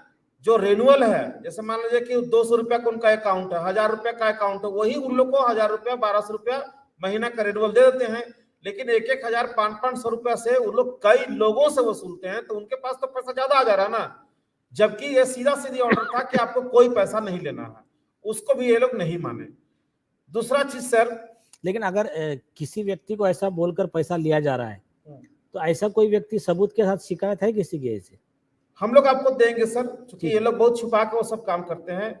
एक प्रमाण आपको दे रहे हैं सर। देखिए, जब सहारा क्यू शॉप का इन लोगों ने कन्वर्जन करवाया था तो अपने देश का लॉ में है सर कि 19,999 रुपए से ऊपर कोई भी पैसा अगर आप लेते हैं या पेमेंट करते हैं तो आपको कैश चेक के माध्यम से करना पड़ता है या आरटीजीएस के माध्यम से करना पड़ता है। ये मेरे पास इस तरह से हम लोगों के पास बहुत सारे, जो सहारा अपना भुगतान करता है एडवाइस के थ्रू में, वो कुछ एडवाइस में ले के आया था जिसमें आप देख सकते हैं सर कि 99,066 रुपया इन्होंने कैश में पेमेंट दिखाया है। हाँ ले लीजिए ना, 99,066 रुपया देखिए कैश में दिखाया, जबकि पब्लिक को पैसा नहीं मिला, एक कन्वर्जन हो गया। ये भी 68,300 रुपया कैश में दिखा रहा है। ये सारे पैसे कन्वर्जन हो गए और सहारा ने कहा कि हमने सबको कैश में पैसा वापस कर दिया, जबकि पैसा मिला नहीं सर। अब सर बात ये आती है कि फिलहाल की जो घटना परिघटना चल रही है उस पर बात करें सर। हम लोगों ने इस देश के कार्यपालिका में बैठे हुए लोग जितने भी हैं, माननीय प्रधानमंत्री, माननीय राष्ट्रपति महोदय जी, या जो हमारे संस्थान हैं, आपके सेबी हो, सीबीआई हो, ये सबको हम लोगों ने सर पत्र के माध्यम से 13/10/2021 को सर हम लोगों ने अपना, चूंकि ये झारखंड से हम आते हैं, वहीं से हम सबको भेजे थे कि सहारा लोगों के साथ इस तरह से फ्रॉड कर रहा है, इसके ऊपर में कार्रवाई होना चाहिए। वो 2000 आदमी का हस्ताक्षर करा करके माननीय प्रधानमंत्री महोदय जी, गृह मंत्री और सहकारिता मंत्री भी वही हैं, माननीय मुख्यमंत्री महोदय झारखंड, माननीय अध्यक्ष महोदय भारतीय प्रतिभूति और विनिमय बोर्ड सेबी, सचिव सहकारिता मंत्रालय, महानिदेशक केंद्रीय जांच ब्यूरो भारत सरकार, मुख्य सचिव झारखंड, पुलिस महानिदेशक झारखंड, उपायुक्त महोदय धनबाद, वरीय पुलिस अधीक्षक धनबाद और थाना प्रभारी चिरकुंडा, ये सबको हम लोग 2000 आदमी साइन करा करके सर को दे सकते हैं, हम लोगों ने सबको भेजा था। और भेजने के बाद आरटीआई के माध्यम से सबसे हम लोगों ने जवाब भी लिया, उसका भी कॉपी आपको देंगे, उसमें सीबीआई की भी कॉपी है सर, वो भी मतलब इस पे कार्रवाई करने से मना कर दिया कि हम कार्रवाई नहीं कर सकते हैं, उसकी भी सारी कॉपियां हैं।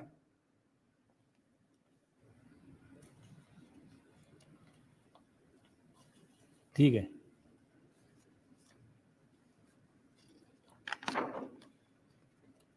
एक कुछ आरटीआई का जवाब है जिसमें साफ उन्होंने सेबी ने कहा कि मेरे पास रियल एस्टेट हाउसिंग बॉन्ड का पैसा नहीं है, मेरे पास में कोऑपरेटिव का रियल एस्टेट हाउसिंग बॉन्ड का पैसा है, कोऑपरेटिव का कोई पैसा नहीं है। आप सिर्फ मुझे जेरॉक्स दीजिए, ओरिजिनल मत दीजिए। हाँ, जेरॉक्स ही दे रहा हूँ सर। ये सीबीआई के अधिकारियों का पत्र मेरे पास जो हमने आरटीआई करके उनसे मांगा था, वो सारी कॉपियां हैं। हाँ वो है।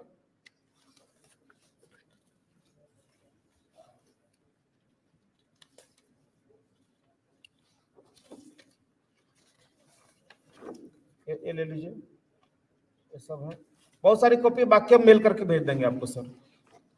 दूसरी तरफ सर कि हम लोग एक कैंपेन चलाए थे, जो आज लगातार जब बहुत ज्यादा प्रॉब्लम आ गया, बहुत सारे लोग आत्महत्या करना शुरू कर दिए, तो हम लोग अपना संगठन बना करके और लोगों को ये प्रोत्साहित किए कि लोग आत्महत्या नहीं करें, हम लोग लड़ रहे हैं। और हम लोग इस देश के कार्यपालिका में जो बैठे हुए लोग हैं, वो सबको जब हमारी पत्र के ऊपर संज्ञान नहीं लिया गया, हम लोगों ने प्रधानमंत्री और सबको मतलब बल्क में लेटर भी लिखवाया जमाकर्ताओं से, लेकिन कोई कार्रवाई नहीं हुई। तो हम लोगों ने सोचा कि जब हमारे चिट्ठी के ऊपर कार्रवाई नहीं हो रही है, तो जो हमारे चुने गए सांसद विधायक हैं, इनसे पत्र लिखवाया जाए, शायद इनसे कुछ जवाब मिल सके। तो हमने हमारे जिस संसदीय क्षेत्र हम धनबाद से आते हैं, तो वहां के जो हमारे सांसद महोदय हैं, उनसे हमने पत्र लिखवाया था माननीय अमित शाह जी को, जो हमारे सहकारिता मंत्री जी हैं, और माननीय बीएल वर्मा जी को। तो उसमें सरकार ने साफ लिख करके दिया कि सहारा से भुगतान कराने की जिम्मेवारी भारत सरकार की है। उससे माननीय अमित शाह का भी लेटर आया और माननीय बीएल वर्मा जी का भी पत्र आया कि हम भुगतान कराने के लिए क्या क्या चीज कर रहे हैं। उसमें लिखे थे कि दोनों कंपनियों का जांच चल रहा है और हम जल्द दे रहे हैं। और उन्होंने साफ कहा है कि आपको यह भी अवगत कराना चाहूं कि जमाकर्ताओं को उनको पैसे का भुगतान करवाने के लिए हम दृढ़ संकल्प हैं। माननीय बीएल वर्मा जी का पत्र आया था। अच्छा, अभी एक 8 बजने में अपना कोर्ट का टाइम कंप्लीट होगा, बस हम सब कंप्लीट कर दे रहे हैं। हाँ, तो आप कंप्लीट कीजिए, और कुछ बचा है तो हम कल फिर से तो कहने का मतलब ये है कि सरकार में हम कोई सहयोग नहीं किया और ना हमको कोई शासन ने सपोर्ट किया और न्यायालय भी हमको मदद नहीं कर पाया। हमारा पैसा जो है वो न रियल एस्टेट हाउसिंग बोर्ड के स्कीम में है, हमारा पैसा सारा का सारा कोऑपरेटिव में है, और कोऑपरेटिव का पैसा का भुगतान कराने की जिम्मेवारी भारत सरकार की है। और भारत सरकार ने भी हमको ठगने का काम किया, हमको छलने का काम किया। वो छलने का काम जिसको आप अभी प्रोत्साहित कर रहे थे सर, कि पोर्टल के माध्यम से क्लेम लेना शुरू कर दिया गया है और सबका भुगतान कराने के लिए सरकार ने कहा है, लेकिन वास्तव में ऐसा नहीं है सर। पोर्टल जो लाया गया है वो सुब्रत राय को बचाने के लिए किया गया है। पोर्टल जो लाया गया है वो सहारा को बचाने के लिए किया गया है। क्यों? इसलिए कह रहा हूं सर कि एक तरफ सहारा की देनदारी लगभग 3 लाख करोड़ रुपए है। उन्होंने खुद लिख के दिया था कि 86,400 करोड़ रुपए प्रिंसिपल हैं कोऑपरेटिव सोसाइटी में। तो जब 86,400 करोड़ रुपए प्रिंसिपल हैं तो तुमने 10 साल से भुगतान नहीं दिया, तो ये बढ़ करके लगभग 3 लाख करोड़ रुपए ब्याज समेत हो गए हैं। सहारा सेवी के रिफंड अकाउंट में 25,000 करोड़ रुपए पड़े हुए हैं। भारत सरकार की अगर नीयत साफ होती और सब जमाकर्ताओं का पैसा देने का होता तो 5,000 करोड़ नहीं, वो 25,000 करोड़ रुपया निकाला जाता और जमाकर्ताओं के बीच में मैक्सिमम भुगतान करा दिया जाता। और साथ ही साथ सहारा ने, ये देखिए वो ये भी एक कॉपी है जिसमें कि सहारा खुद लिख करके देता है कि मेरे पास 2,89,252 करोड़ रुपए की परिसंपत्तियां हैं। वो खुद डिक्लेरेशन कर रहा है, उसके ही अखबार का कटिंग है।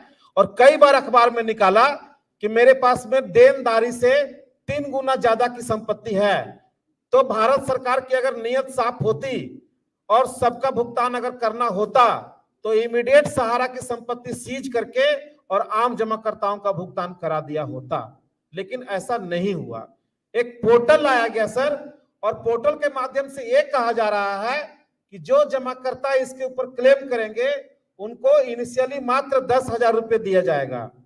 क्या 10,000 में किसी बहन बेटी की शादी हो सकती है? एक एक जमाकर्ता जो अपने क्षमता के हिसाब से 5 लाख, 10 लाख, 20 लाख, 1 करोड़, 2 करोड़ रुपए जमा किए हुए हैं, जिनकी जैसी हैसियत तो उनकी वैसी पैसा, क्या उनको 10,000 रुपए देने से उनका काम चल जाएगा? और उसके बाद कह रहे हैं कि ये जो 5,000 करोड़ रुपए आया है, ये जब घटेगा तो हम वहां से और पैसा निकाल करके फिर आपको देंगे, लेकिन जमा धन ही देंगे, वो भी कई किस्तों में देंगे। तो सर 10,000, 20,000, 30,000 रुपए करके अगर पैसा मिलेगा तो कई साल लग जाएंगे मिलने में। सुनिए 1 मिनट। अमित शाह जी का जो स्टेटमेंट सदन के पटल पे है, उन्होंने क्या कहा है? 9 माह के भीतर जिसका जितना पैसा है अकाउंट वेरीफाई होगा, पूरा पैसा मिलेगा। झूठ बोल रहे हैं सर। हाँ, नहीं, मैं लिखवा रहा हूं, आपको नोट कर लीजिए। नहीं, अच्छी बात है, सुनिए। जो मैंने सुना है मैं आपको बता रहा हूं। तो अगर उन्होंने जिम्मेदारी लिया है तो हो सकता है 2 चीजें हैं, या तो बिना देखे स्टेटमेंट दे दिया उन्होंने, कोई आपका अकाउंट देखा ना कुछ, हवा में स्टेटमेंट दे सर दिया। मैं कुछ लॉजिकल बातें रखना चाहूंगा। सुनिए तो जो मैंने सुना है, जो अवेलेबल है, मैं वो बात कर रहा हूं।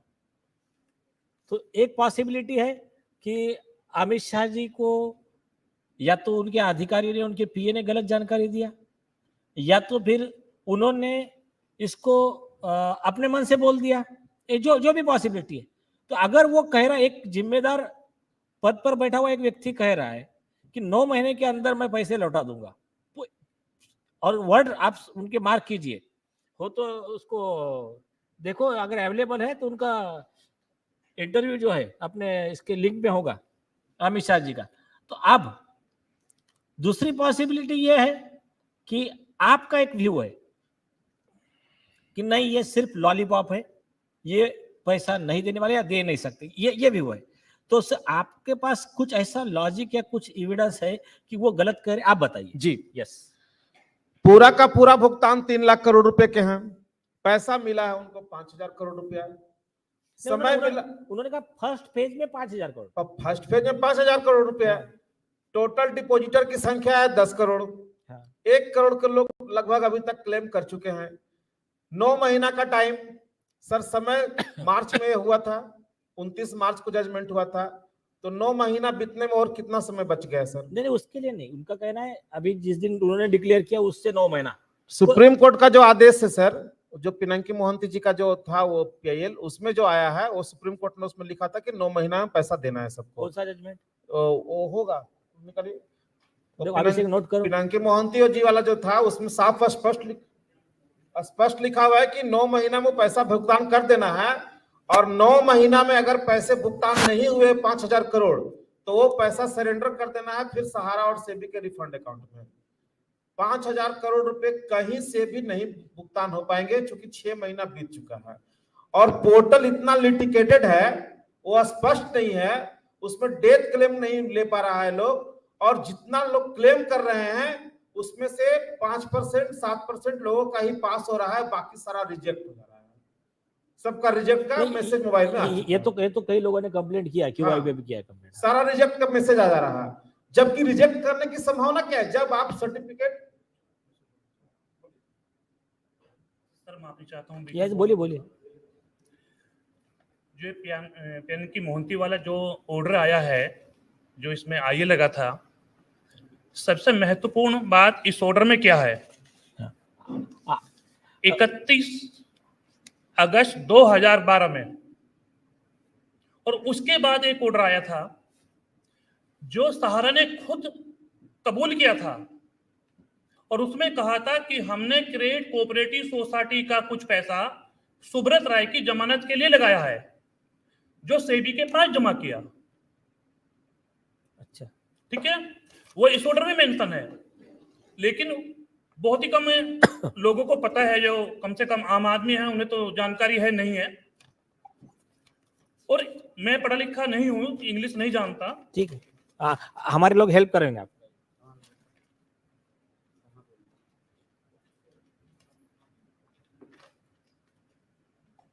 यहाँ से लेके यहाँ तक। Shri Tushar Mehta, learned Solicitor General, has submitted that a total amount of rupees 24,979.67 crores is lying utilized with the SEBI in the Sahara SEBI refund account, which has been deposited pursuant to earlier direction issued by this court. He has submitted that out of the aforesaid amount of rupees 15,569.27 crores deposited by Sahara India Real Estate Corporation Limited and Sahara Housing Investment Corporation Limited, rupees 2,253 crores had been taken out from Sahara Credit Cooperative Society Limited and deposited with SEBI on account of the deposit of Sahara Real Estate Limited. It is submitted that thus the corpus which is lying in Sahara SEBI refund account already includes the amount which belongs to the depositor of the aforesaid Sahara Group Cooperative Society Limited. सरकार के पास में 27,000 करोड़ जमा है जी, इसमें कहा गया, और वो वाला ऑपरेटिव पार्ट का है कि 9 महीने में रिटर्न करना है। पीछे लास्ट में होगा,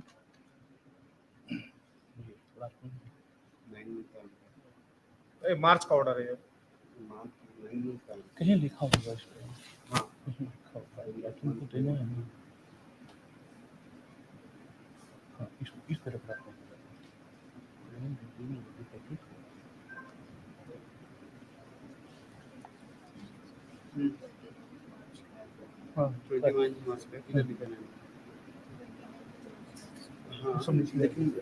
आईए नंबर क्या है बताओ मुझे। 56308 56308 ऑफ ईयर 2020. इसका लास्ट कॉलम में 2023। लोग देख लेते हैं।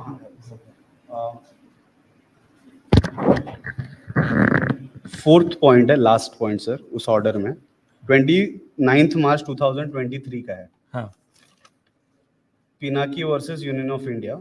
Okay, Last, Roman fourth point, we direct that the amount be paid to respective genuine depositor of Sahara Group of Cooperative Society out of the aforesaid amount of rupees 5,000 crore at the earliest, but not later than 9 months from today.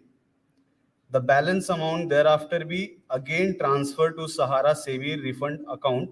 The present I stand is. फिर से एक बार पढ़िए और बाद में date बताइए judgement का। Okay. We direct that the amount be paid to the respective genuine depositor of the Sahara Group of Cooperative Societies out of the aforesaid amount of rupees 5,000 crores at the earliest, but not later than 9 months from today. The balance amount thereafter be again transferred to Sahara SEBI refund account and I disposal. Date क्या है judgement date? 29th March 2023. हाँ, तो ये By 9 month का start होता है मार्च से, अभी कितना आ गया? सितंबर हो गया सर, तो 6 महीना हो गया। 3 महीने के अंदर पूरा 27,000 करोड़ उनको देना ही है। संभव ही नहीं है सर। चलो नहीं ठीक है ना? सर माफी चाहूंगा, सर माफी चाहूंगा। बोलिए बोलिए। सर जो हमने पहला पैराग्राफ भैया से पढ़वाया है, हाँ। जो मैंने पहले ही कहा है, क्योंकि उस टाइम पे हम लोग सहारा में जमा करता एज एजेंट काम करते थे, हाँ। तो ये स्कीम लेकर आए थे सहारियन जिसको बोला जाता है, और सहारियन में हम लोगों को कहा गया था कि आप इसमें अपना योगदान दें। 50-50 हजार रुपए जमा कराया गया था सुब्रत राय की जमानत के लिए, क्योंकि उस टाइम पे हम भी उसी स्थिति में थे कि हमें नहीं पता था सब चीजों का, ये तो अब 2 साल से पता लगने लगा। तो हम लोगों ने भी 50-50 हजार रुपए का योगदान देके क्रेडिट कोऑपरेटिव सोसाइटी में, जिसको सहारियन कहा जाता है, हमने वो सहारा को दिया। वही अमाउंट, जिस अमाउंट का यहाँ जिक्र किया गया है, वो अमाउंट बैठा है इनका 2253 करोड़ रुपए, और इस अमाउंट का यहाँ इस ऑर्डर के अंदर जिक्र है। हमें लगता है कि 5,000 करोड़ रुपए जो दिया गया है कोऑपरेटिव सोसाइटी को, यानी कि सेंट्रल रजिस्ट्रार को, भारत सरकार को, सहारा से भी रिफंड अमाउंट में से निकाल कर, वो पैसा ये है जो खुद ऑर्डर में भी मेंशन है कि आपका 2255 करोड़ रुपए कोऑपरेटिव सोसाइटी का जमा है, उसके बदले 5,000 करोड़ रुपए आपको दिया जाता है। माननीय अमित शाह जी पटल पर बोल रहे हैं, वो भी झूठ है।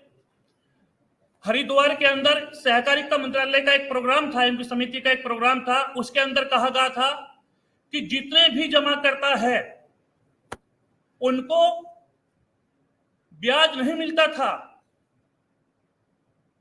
लेकिन हमने माननीय सुप्रीम कोर्ट से ऑर्डर कराकर 3-4 महीने में ही उनका ब्याज समेत पैसा वापस, सूद समेत पैसा वापस करने की व्यवस्था कर ली है। वो ऑर्डर भी हम, माफी चाहूंगा, वो वीडियो भी हमारे पास है। अगले दिन जो अखबारों की भरम भरा हुई है तो वो भी हमारे पास है। लेकिन हम अमित शाह जी से जानना चाहते हैं, माफी चाहूंगा, माननीय अमित शाह जी कहूंगा, उनसे जानना चाहते हैं कि आपने 18 जांच एजेंसियों को एक तरफ करके बिठा के बोला कि आप मत बोलिए, जो हमें करना है करने दीजिए। 18 जांच एजेंसियां, जिसमें सीबीआई भी थी, ईडी भी थी, इनकम टैक्स भी था, फलाना ढिमका भी था, और आपने जैसे कानून के दायरे में रहकर 5,000 करोड़ का ऑर्डर पास करा लिया। माननीय अमित शाह जी की 5,000 करोड़ का ही क्यों कराया? क्यों नहीं आपने 25,000 करोड़ का क्यों नहीं आपने? आपको ऑर्डर समझा नहीं है, पूरा पैसा लौटाने का ऑर्डर है जो 25,000 करोड़ है ना सर ये जो ऑर्डर है ना, इसमें 25,000 करोड़ रुपए लौटाने का कहीं ऑर्डर नहीं है। नहीं, आप उस ऑर्डर को समझ नहीं पाए। सुनिए, लाइए मैं बताता हूँ।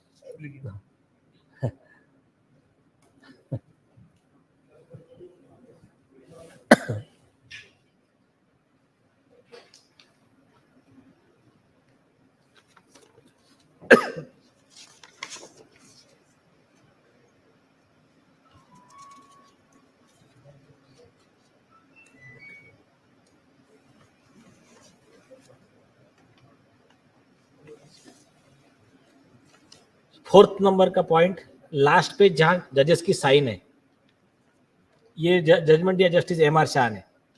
We direct amount to be paid to the respective genuine depositors of the Sahara group of cooperative societies out of the, पहला word, out of the aforesaid amount of ₹5,000 crore at the earliest but not later than 9 months from today. The balance amount thereafter be again transferred to the Sahara SEBI refund account. उन्होंने कहा कि पहले 5,000 करोड़ देना है और उसके बाद में बैलेंस अमाउंट देयरआफ्टर भी again transfer to the Sahara SEBI refund account.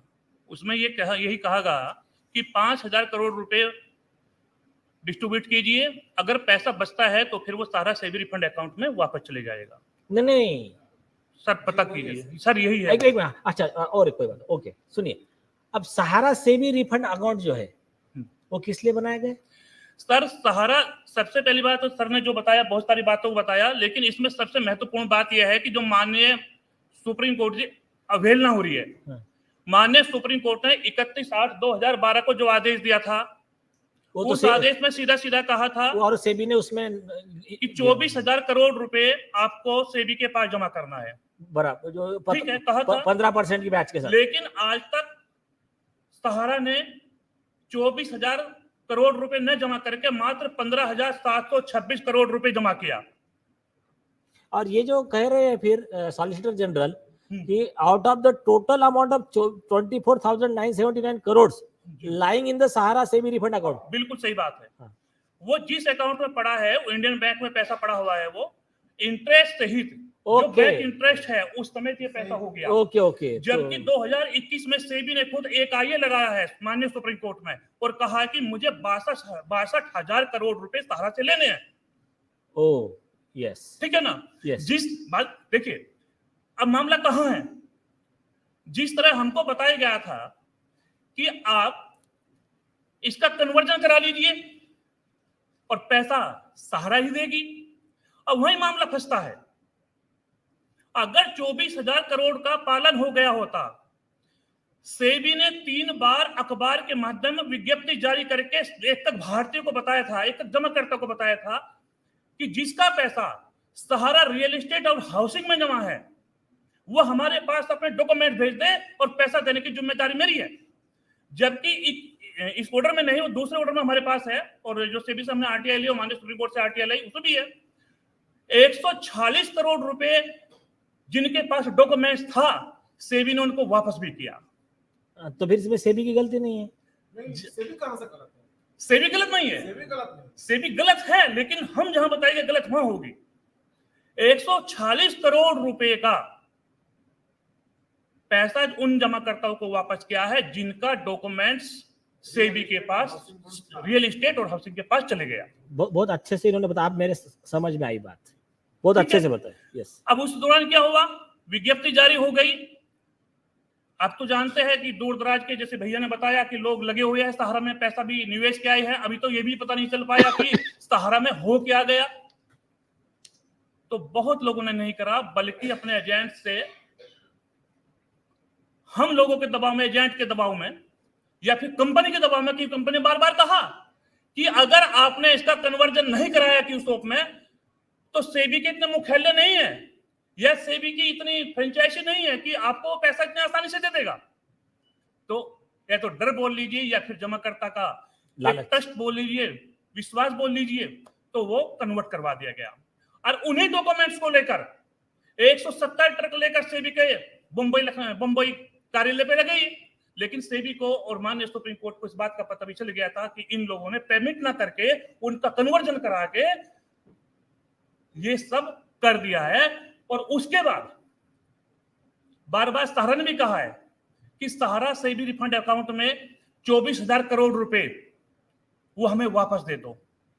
लेकिन सेबी ने खुद एक आईए लगाया है, वो आईए का नंबर मैं दे दूंगा। उसने कहा कि सहारा को किसी भी तरह का कोई विज्ञापन जारी करने से रोका जाए, लेकिन आज तक उस पर सुनवाई नहीं हुई। कहने का मतलब है कि जो पब्लिक में और आम लोगों के बीच में अखबार के माध्यम एक बार नहीं सैकड़ों बार विज्ञप्ति जारी करके सहारा ने माननीय सुप्रीम कोर्ट के अवहेलना की है और जमाकर्ताओं को बहकाने का और उनसे झूठ बोलने का, उन्हें गुमराह करने का काम किया है। अगर हमारा पैसा रियल एस्टेट में ही होता, हाउसिंग में ही होता, तो हम अपने पैसे को लेने के लिए अपने डॉक्यूमेंट्स हम सेबी के मुख्यालय दे देते और सेबी से हमारा पैसा वापस आ जाता। अब जमाकर्ताओं के पास ना तो अबोर्ड बॉन्ड है, यानी कि हाउसिंग बॉन्ड, ना रियल एस्टेट है, उनके पास है क्यूसोप। और जैसे बताया कि क्यूसोप को भी बदल दिया गया, और क्योंकि 9 कंपनियों पर सीरियस फ्रॉड की जांच जारी है, वो हमारे पास एविडेंस हम आपको दे देंगे। 9 कंपनियों पर, उसमें क्यूसोप भी है। और आपका वित्त मंत्री जी ने भी पटल पर, यानी कि लोकसभा में कहा कि हाँ, सहारा ने रियल एस्टेट हाउसिंग कन्वर्ट करवाते हुए ये अपराध क्या है और गलत क्या है जो नहीं होना चाहिए था, उसका भी हमारे पास एविडेंस है।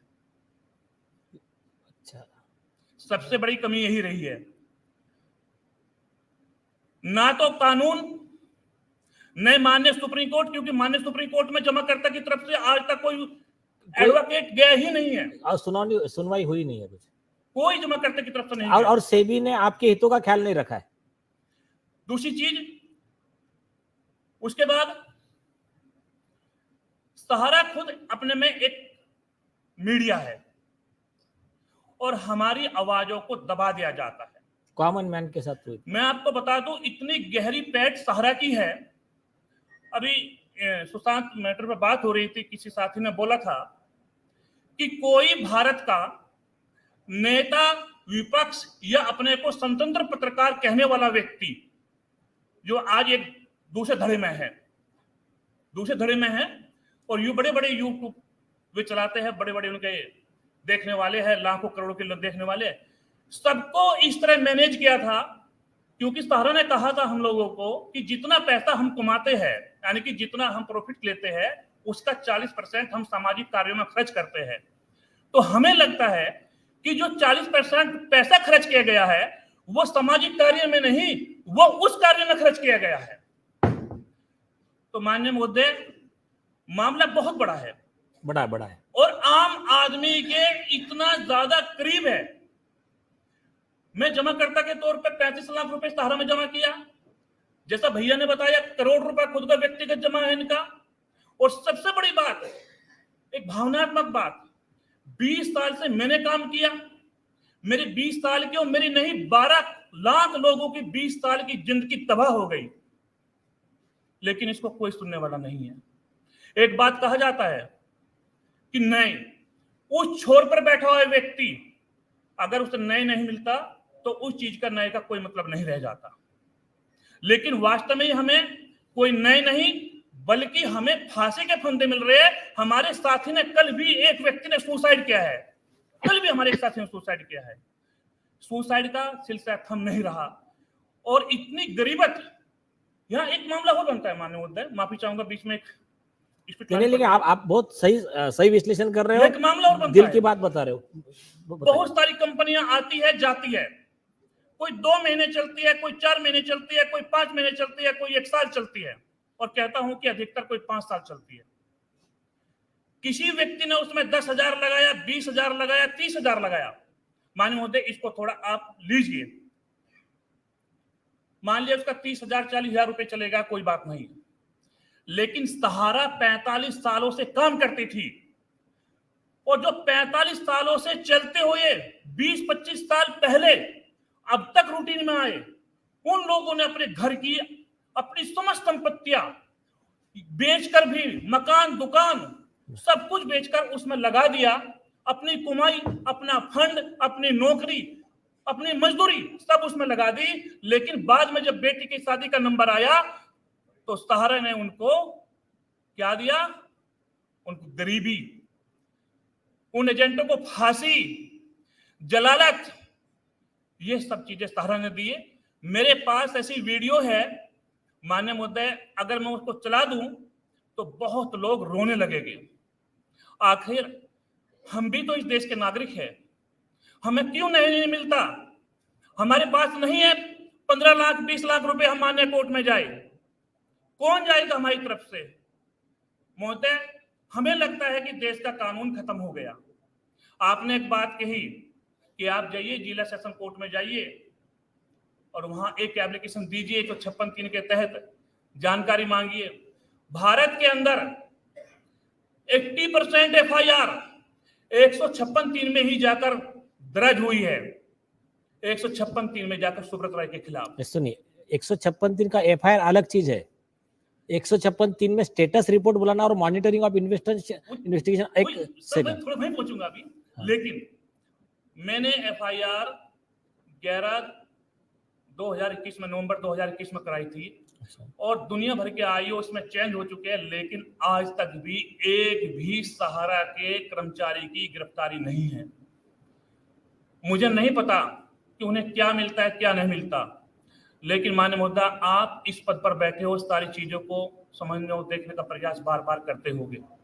सच है यह बात, किसी ने ठीक कहा है, नए गरीब व्यक्ति को नहीं मिलता। ये आज इस विटनेस बॉक्स में खड़े होकर बोल रहे हो। यार आप जो कह रहे हो गलत नहीं है। इस सुप्रीम कोर्ट के चीफ जस्टिस ऑफ इंडिया थे वी एन खरे, उनका इंटरव्यू है दैनिक भास्कर पे, वो मैं अपने जजमेंट में कोट करने वाला हूं उसको। उन्होंने क्या कहा था पता है? उनको इंटरव्यू में पूछा क्या आपको क्या लगता है, बोले अगर आप गरीब है, आपके पास पैसा नहीं है, तो कोर्ट के तरफ देखना गुनाह है। ये वर्ड किसके है? चीफ जस्टिस ऑफ इंडिया के। दूसरा वर्ड, तो उन्होंने, पत्रकार ने सवाल पूछा, तो आप क्या कह रहे हो फिर, न्याय बिकता है? बोले बिल्कुल बिकता है। अगर आम आदमी है, उसके पास में पैसा नहीं है, तो वो विक्टिम है, निर्दोष है, तब भी उसके विरोध के लोग बड़े बड़े वकील लगाकर दोषी लोग बच जाएंगे, निर्दोष लोग जेल में चले जाएंगे। ये वर्ड्स है चीफ जस्टिस खरे साहब के, और ऐसे कई केसेस पाए गए हैं। मतलब अगर एक एग्जांपल दूं मैं आपको, लेटेस्ट एग्जांपल, तीस्ता सेटलवाड़ जेल में ना जाए आधा घंटे के लिए भी, तो सुप्रीम कोर्ट का बेंच छुट्टी के दिन बैठ जाता है। दोपहर में 2 जज बेंच बैठता है, दोनों का आपस में सहमति नहीं होती है, तो तुरंत चीफ जस्टिस ऑफ इंडिया हमारे चंद्रचूड़ साहब एक राष्ट्रपति जी के साथ प्रोग्राम में बैठे हुए हैं, वहां से फोन लेके नया बेंच कर देते हैं, फोन पर ही नया बेंच बनता है, और रात को छुट्टी के दिन वो बेंच कहता है कि तीस्ता सेटलवाड़ के गिरफ्तारी पे रोक। अब सलमान खान जेल होती है, इधर सेशन कोर्ट उनको कस्टडी में ले रहा है, आप दोषी हो, तो वहां से हाई कोर्ट में पहले ही वकील पहुंचा हुआ है, ऑर्डर अभी पूरा हाथ में भी नहीं आया, अपील ड्राफ्ट भी नहीं हुई है, जज उनके लिए थोड़ा लेट तक बैठता है, और तुरंत उधर से कस्टडी में सलमान खान है। अब आधा घंटा भी प्रॉब्लम ना हो हमारे भाई साहब को करके हाई कोर्ट तुरंत स्टे दे देता है, कहता क्या हाँ उनको बेल। तो ये होता है अमीरों के लिए। सर सुब्रत राय के साथ भी हुआ है। हाँ, तो सुब्रत राय के साथ भी वेट वन मिनट। और ऐसा यहां पर सहारा में 4000 सुसाइड हो रही है। ये जो आपने दिया ना, एक्चुअली ये मतलब शॉकिंग है। इसको ना, हाँ, इसको सारे जुड़ी, ये जो ये दिया, इतने लोग जो सुसाइड कर रहे हैं ना, ये बहुत शॉकिंग है। मतलब मैं एक्सप्रेस नहीं कर पा रहा हूँ, और मैं अपने गुस्से को कंट्रोल कर रहा हूँ। मैं फ्रैंकली बताता हूँ कि मैं मेरी भावना एक्सप्रेस नहीं कर पा रहा हूँ। ऐसे में मुझे इतना बताया, किसी एक व्यक्ति की जान ज्यादा इंपॉर्टेंट है या किसी एक व्यक्ति को 1 घंटा जेल में जाने से रोकना ज्यादा इंपॉर्टेंट है? तो यहाँ 4000 मौतें हुई है। तो हमारे अमेकस क्यूरी एक पत्र लिखिए आप चंद्रचूड़ साहब को, इसमें आपको सुमोटो कॉग्निजेंस लेने की इच्छा नहीं हुई, आपके पास नहीं थे तो हम अभी दे रहे, लिखकर एफिडेविट के साथ भेज रहे। तो हमको जो एक्शन लेना है हम तो लेंगे, लेकिन इनका दर्द देखो। और ये जो कह रहे एक एक बात, ये कोई सिखाए हुए वकील नहीं है, ये विक्टिम है। इनकी बात हर आदमी जिस तरह से सुन रहा है, इतना लेट हो गया है, मैं तो आधा घंटा पहले एडजर्न करने वाला था, लेकिन आप जिस तरह से बात, बहुत अच्छी तरह से आपने बात रखी, आपकी मांग मतलब मुझे प्राइमा फैसी जायज लगती है। लेकिन चिंता मत करना, आप लोग बेसहारा नहीं हो। ये बहुत बड़ा ग्रुप है हमारा, इसमें सुप्रीम कोर्ट लॉयर एसोसिएशन है, इंडियन बार एसोसिएशन है, Indian lawyers and human rights association है, ऐसे कई, अवेकन इंडिया मूवमेंट है। ये लोग अपने स्तर पर आपकी हक की लड़ाई लड़ेंगे, और बाय गॉड्स ग्रेस जल्दी ही पूर्ण न्याय मिलेगा। देखिए, आपका पैसा जितना इन्वेस्ट हुआ उतना पैसा मिलना ये न्याय नहीं है। पैसा मिले, पहला प्रायोरिटी क्या है? कोई आदमी अगर पानी में डूब गया तो पहले आदमी को पानी से निकालना है, बाद में उसके आदमी के पेट में गए बाद में पानी को बाहर निकालना है। तो वैसा ही आपका पहले जो पैसा मिल रहा है वो मिल जाए, लेकिन उसके साथ में जो पीड़ित है, मतलब आपको कॉम्पेंसेशन अलग से मिले, इंटरेस्ट या जो मिलना चाहिए वो उसका क्राइटेरिया है। आपने जो भी दुख भोगा है, आपका जो भी फ्यूचर प्रॉस्पेक्ट्स का नुकसान हुआ है, उस कॉम्पेंसेशन की आप लोग हकदार हो। और जो लोग नहीं रहे तो पीड़ित के परिवार को भी अच्छा मुआवजा मिलना चाहिए, क्योंकि ये सेबी वगैरह हमने क्यों बना के रखे? आप लोगों के हितों की रक्षा के लिए। क्यों हम इतनी सैलरी दे रहे हैं उन लोगों को? एक्चुअली ये काम सेबी ने करना चाहिए था, आपके घर पे आकर करना चाहिए था। तो अभी उन्होंने जो जो गलतियां किया, उनको क्या लगा कि ये लोग हवा में छोड़ दिए गए, मतलब अनाथ है। ये तो प्रॉब्लम क्या है कि विक्टिम लोगों का यूनियन ही नहीं है। लेकिन अभी हमारा एक supreme court and high court litigation association है, रशीद भाई उसके प्रेसिडेंट है, जिन्होंने अभी इनके खिलाफ कंप्लेंट फाइल किया था chief justice of India Chandrachud के खिलाफ। तो ये अगर यही केस सिस्टमैटिक तरीके से फाइल हो, आपके सारे मुद्दों को एक जगह लेकर उसको एप्रोप्रिएट जो स्टेप्स है मैं अपने जजमेंट में लिखूंगा, जो भी स्टेप्स है, और देश के लोगों का समर्थन, कुछ नहीं करना है। आज के जमाने में सबसे बड़ा हथियार है आपका सोशल मीडिया, मोबाइल फोन। सिर्फ जो चीजें आएंगी उसका सर्कुलेशन भी हो गया, चर्चा भी हो गई। इनको name and shame in public चाहिए। और जब इनको डर आ जाएगा अधिकारियों को, जजेस को, कि नहीं देश की जनता जाग गई है, अभी हमको जेल में जाने की बारी है, बाद में इनको सारे ह्यूमन राइट्स के लॉ याद आ जाएंगे और फिर वही नौटंकी करते हुए, मैं रात में सो नहीं पाया, इन लोगों के फंडामेंटल राइट का वायलेशन हो रहा था करके मैंने सो मोटो कॉग्निजेंस ले लिया, तुरंत 1 महीने के अंदर पूरा पैसा कॉम्पेंसेशन। मतलब ये सब नौटंकी भी होगी बाद में, तो आप चिंता मत करना। ये आपने जितना दुख भोगना था भोग लिया। अब इसके बाद में उसको अगर मैं ये कहूँ कि कंक्लूड करते हैं तो 1 मिनट, हाँ कल करते हैं, तो इसको अगर मैं 2 लाइन में कहूँ, सहारा का भी पक्ष जो है वो रखना चाहिए। हाँ सहारा कंपनी का लेंगे ना। हाँ तो वो यस आज तो कोई नहीं है। नहीं कल रखते हैं ना, कल रखते हैं। और देखिए अन्याय किसी पर नहीं होगा। हाँ इनकी आप गौर कीजिए, सिर्फ सहारा कंपनी नहीं, सहारा के एम्प्लॉय भी और निवेशक का कहना यह है, सहारा को अगर यह कहना है कि निवेशक की ये बात प्रॉपर नहीं है तो वो आके अपने सबूत दे। हाँ कोई प्रॉब्लम नहीं, यहां पर अन्याय किसी पे नहीं होगा। हम निष्पक्ष न्याय के लिए बैठे हैं, किसी के ऊपर ना अन्याय होगा ना हम होने देंगे और किसका तुष्टिकरण भी नहीं होगा।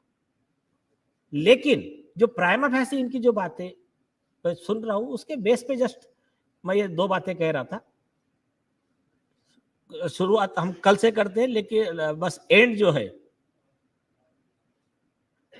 रामधारी सिंह दिनकर जी के या मैथिली शरण गुप्ता जी के 4 लाइनें। समय एक सा रहता किसका सदा, निशित दिवासी घूमती सर्वत्र विपदा संपदा। निशित दिवा मतलब दिन और रात, विपदा संपदा ऐसा घूमती रहती है। तो समय एक सा रहता है किसका सदा, निशित दिवासी घूमती सर्वत्र विपदा संपदा। जो है उत्सव मग्न आज, कल शोक से रोता वही, अनाथ कहलाता जो आज, नरनाथ कल होता वही। तो इन्होंने सहारा वालों को या कॉमन मैन को अनाथ समझ लिया था, लेकिन वो भूल गए कि है ब्रह्मांड। आधी मिनट में इनके सपोर्ट में बोलना चाहता हूँ। ठीक है, अभी कंक्लूड करते हैं, फिर कल करते हैं। हाफ मिनट बस। जैसे कुशवाहा साहब ने बोला कि गांव में सहारा वाले जबरदस्ती रिसिप्ट लेते हैं, पेमेंट कलेक्ट करते हैं, ये इनकी बात 100% सही है। सुनिए, सहारा वाला नहीं, गवर्नमेंट ही पब्लिक से चीटिंग करती है। I am victim. Traffic police has forcibly stopped my car and threatened me that we will attach your card, you pay. And receipt क्या देते हैं? I have voluntarily compounded the offense. This is the government is doing cheating, and the government has given them equipment. Yes. So government should go behind the bar. Gaur sir आपसे अनुरोध है sir कल कि कल continue कल भी करें। हमको मौका मिलना चाहिए। कल भी कल है ना, कल आपका केस है और सुशांत सिंह का जजमेंट है।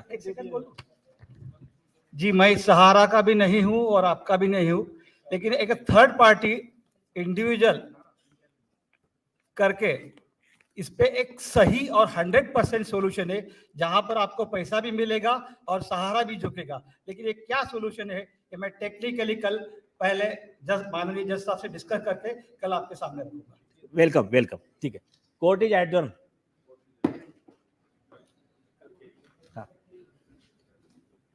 कल जो कार्रवाई शुरू होगी, कल 1 बजे कार्रवाई शुरू होगी, तो कृपा करके 1 बजे से पहले सब लोग रहेंगे, ठीक है। कल 1 बजे कार्रवाई शुरू होगी, कल 1 बजे के पहले सारे लोग कोर्ट रूम में आ जाएंगे।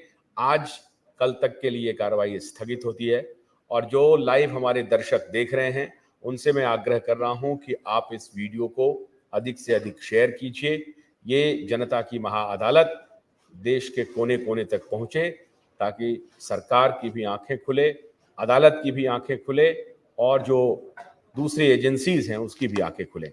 बहुत बहुत शुक्रिया, कल मिलते हैं दोबारा। Thank you very much.